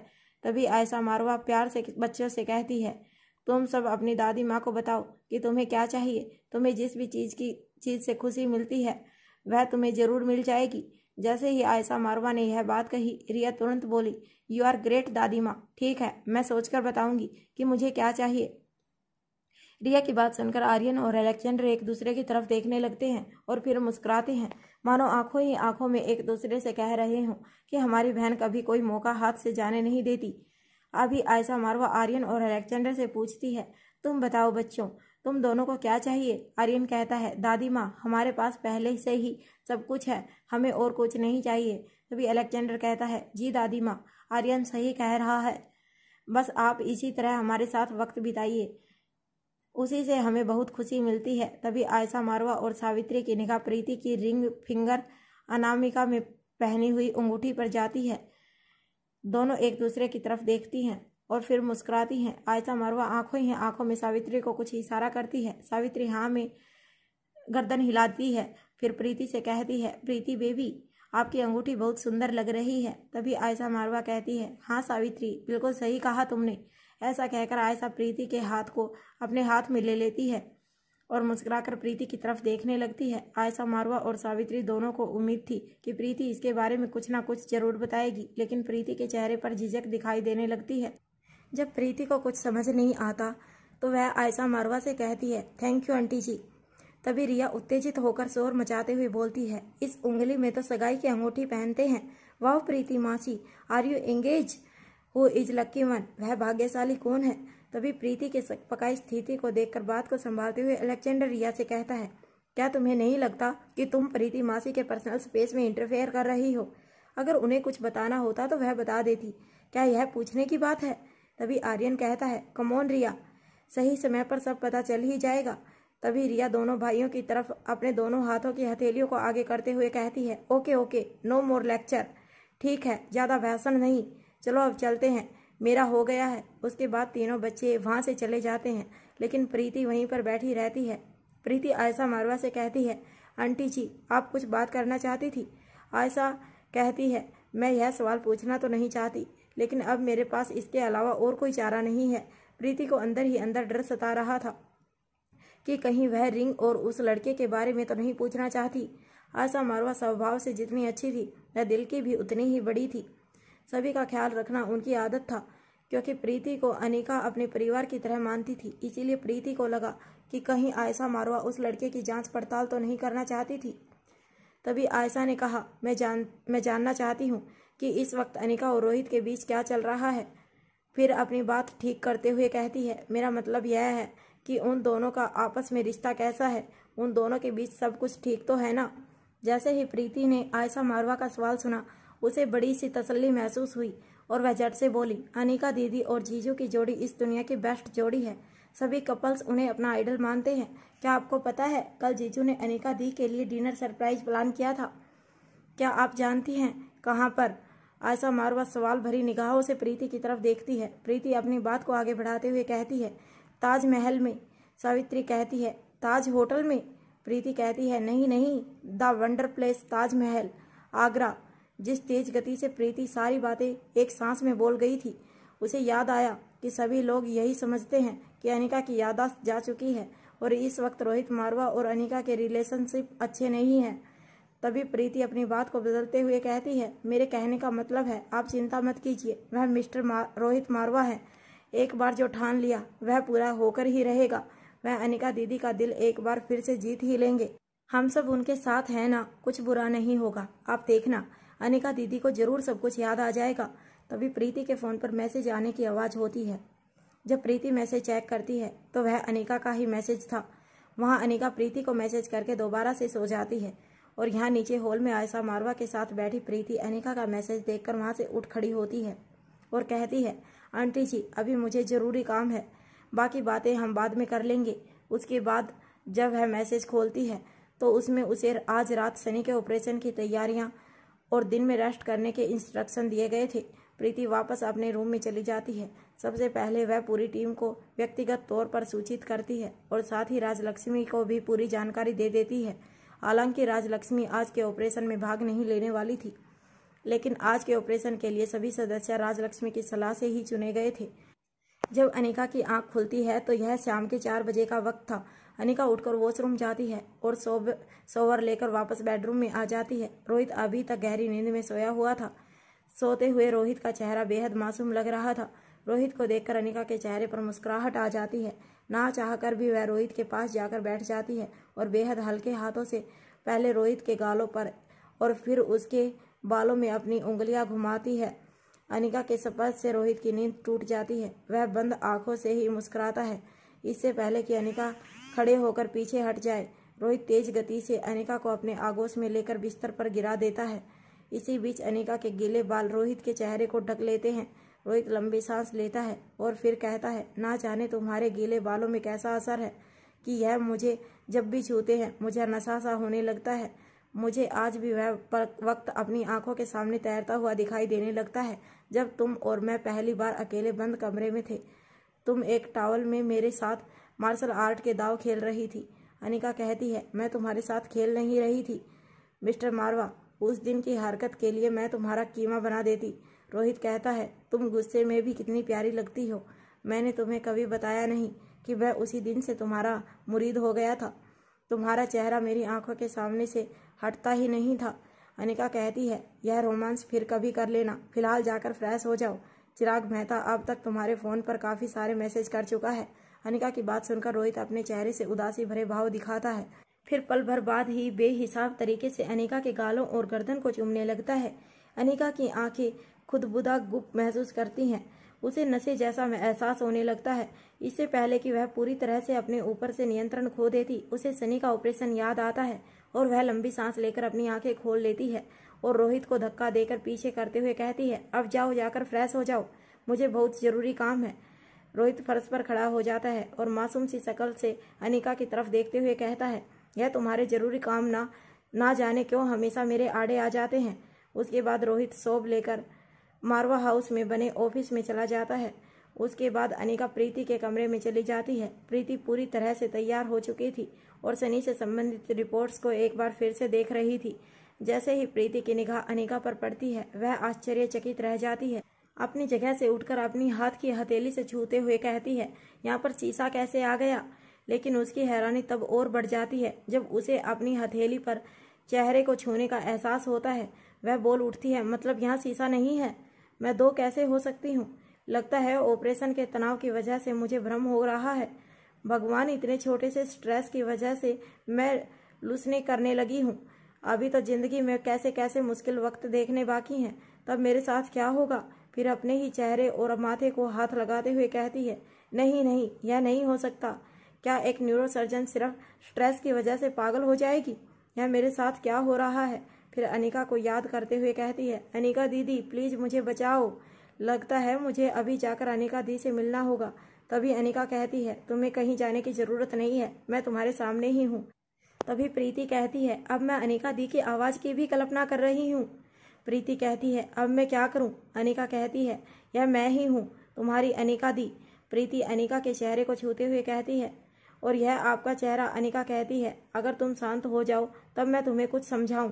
प्रीति शांत होते हुए कहती है, हाँ ठीक है, अब मैं कुछ नहीं बोलूँगी, आप मुझे बताइए कि यह मुझे क्या हो रहा है। अनिका कहती है, पहले तुम मेरे कुछ सवालों के जवाब दो, उसके बाद मैं तुम्हें सब समझाती हूँ। प्रीति धीमी आवाज़ में कहती है, हाँ दी, पूछिए। अनिका कहती है, क्या तुम आज के ऑपरेशन के लिए पूरी तरह तैयार हो। प्रीति जवाब देती है, मैंने अपनी तरफ से पूरी तैयारी की है, पर मैं कितनी भी कोशिश कर लूँ, आपकी बराबरी तो छोड़िए, उसकी आधी भी नहीं हो सकती।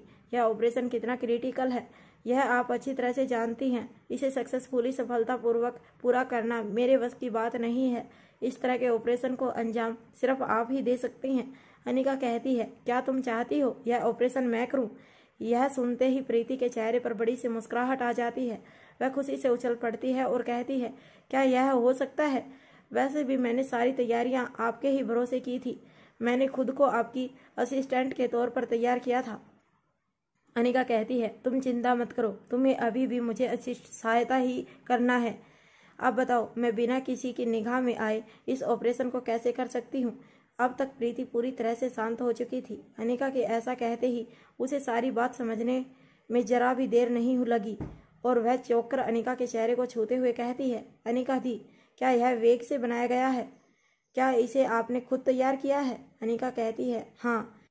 इससे पहले कि अनिका आगे कुछ कह पाती, प्रीति फिर से खुशी से झूमते हुए आगे कहती है, अनिका दी, आप जादूगर हैं, इस पूरी दुनिया में आपका कोई मुकाबला नहीं। यह मास्क तो बिल्कुल हूबहू मेरे चेहरे जैसा है। मैं खुद नहीं पहचान सकी तो कोई और आपको कैसे पहचान सकेगा। मैं आपको बता नहीं सकती कि इस वक्त मैं कितनी खुश हूँ। मेरे सिर से कितना बड़ा बोझ उतर गया। इस पर अनिका कहती है, बड़े बुजुर्ग का कहना है, हर शेर पर सवा शेर है। ईश्वर की कायनात में जरूर मुझसे बेहतर भी कोई ना कोई है, बस जब तक हम उससे मिले नहीं तब तक हमें यकीन नहीं।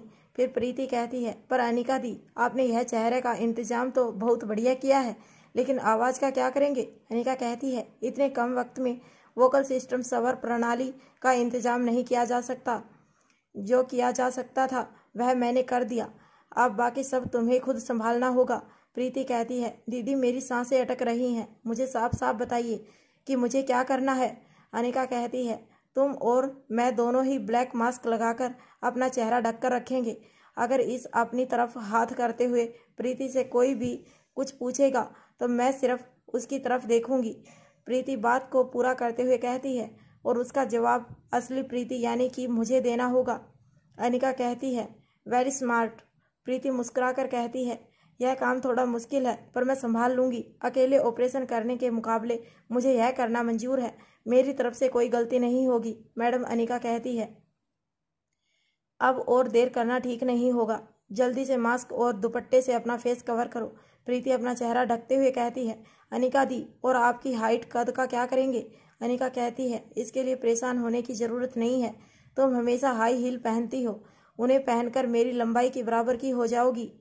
इसके बाद अनिका अपनी गाड़ी को खुद चलाकर प्रीति को साथ लेकर अस्पताल के लिए निकल जाती है।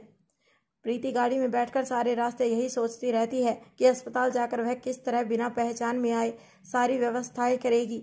हालांकि वह अपने स्टाफ को फ़ोन पर पहले ही सभी निर्देश दे चुकी थी, फिर भी वह किसी तरह की भूल नहीं करना चाहती थी, इसीलिए उसके दिमाग में बारी बारी सभी चीज़ें घूम रही थी।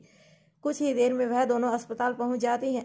प्रीति के दिए गए निर्देशों के अनुसार पूरी टीम पहले से ही सनी को लेकर ऑपरेशन थिएटर में मौजूद थी। प्रीति और अनिका भी खुद को सैनिटाइजर करके वहां पहुंच जाते हैं। पहुंचने के बाद प्रीति के बेस में अनिका अपने दोनों हाथों को फोल्ड करके शांति से खड़े होकर सनी के सभी बॉडी रिस्पॉन्स को ऑब्जर्व करती है। उसकी pulse rate, heart beat, blood pressure आदि सभी को मॉनिटर करने के बाद सनी से संबंधित सभी ताज़ा रिपोर्ट्स को एक बार देख लेती है। फिर प्रीति की तरफ देखकर इशारा करती है और अपना मास्क ऊपर कर लेती है। उसके बाद अनिका अपनी टीम के सभी सदस्यों की तरफ अपना चेहरा करके खड़ी हो जाती है और सिर्फ बोलने की एक्टिंग करती है। तभी उसके पास में खड़ी प्रीति अनिका की तरफ चेहरा किए हुए कहती है, आप सभी के पास 5 मिनट हैं, उसके बाद हम ऑपरेशन शुरू करेंगे। वैसे तो हम इस केस पर डिटेल में बात कर चुके हैं, लेकिन फिर भी अगर किसी के मन में कोई भी सवाल है तो वह भी पूछ सकता है। तभी ऑपरेशन थिएटर में राजलक्ष्मी पहुंच जाती है और कहती है, डॉक्टर प्रीति, मुझे उम्मीद है कि ऑपरेशन की तैयारियों में कोई कमी नहीं रही होगी। आपने सभी तैयारियों को चेक कर लिया होगा। अनिका अपना मास्क लगाए हुए चेहरा राजलक्ष्मी की तरफ कर लेती है और प्रीति अपना चेहरा नीचे करके जवाब देती है, doctor thank you so much, it's a great help. Doctor, आपका बहुत धन्यवाद, आपने हमारी मदद की है। राजलक्ष्मी मुस्कुराते हुए जवाब देती है, फॉर्मेलिटी की ज़रूरत नहीं है। मुझे श्रेया मैडम को थेरेपी के लिए एक बार गुलेरिया हाउस जाकर तुरंत बाद में वापस लौट आऊँगी। मैं इस ऑपरेशन में भाग नहीं ले रही हूँ, लेकिन इसका मतलब यह नहीं कि मैं अपनी जिम्मेदारी से मुंह मोड़ लूँगी। वैसे भी यह अनिका मैडम के परिवार का मामला है। आज रात में हर वक्त यहीं मौजूद रहूँगी। वैसे तो मैं जानती हूँ कि तुम्हें मेरी ज़रूरत नहीं पड़ेगी, लेकिन अगर तुम्हें किसी भी पल ऐसा लगे कि मेरी किसी भी तरह की ज़रूरत है तो बिना किसी झिझक के तुरंत बुला लेना।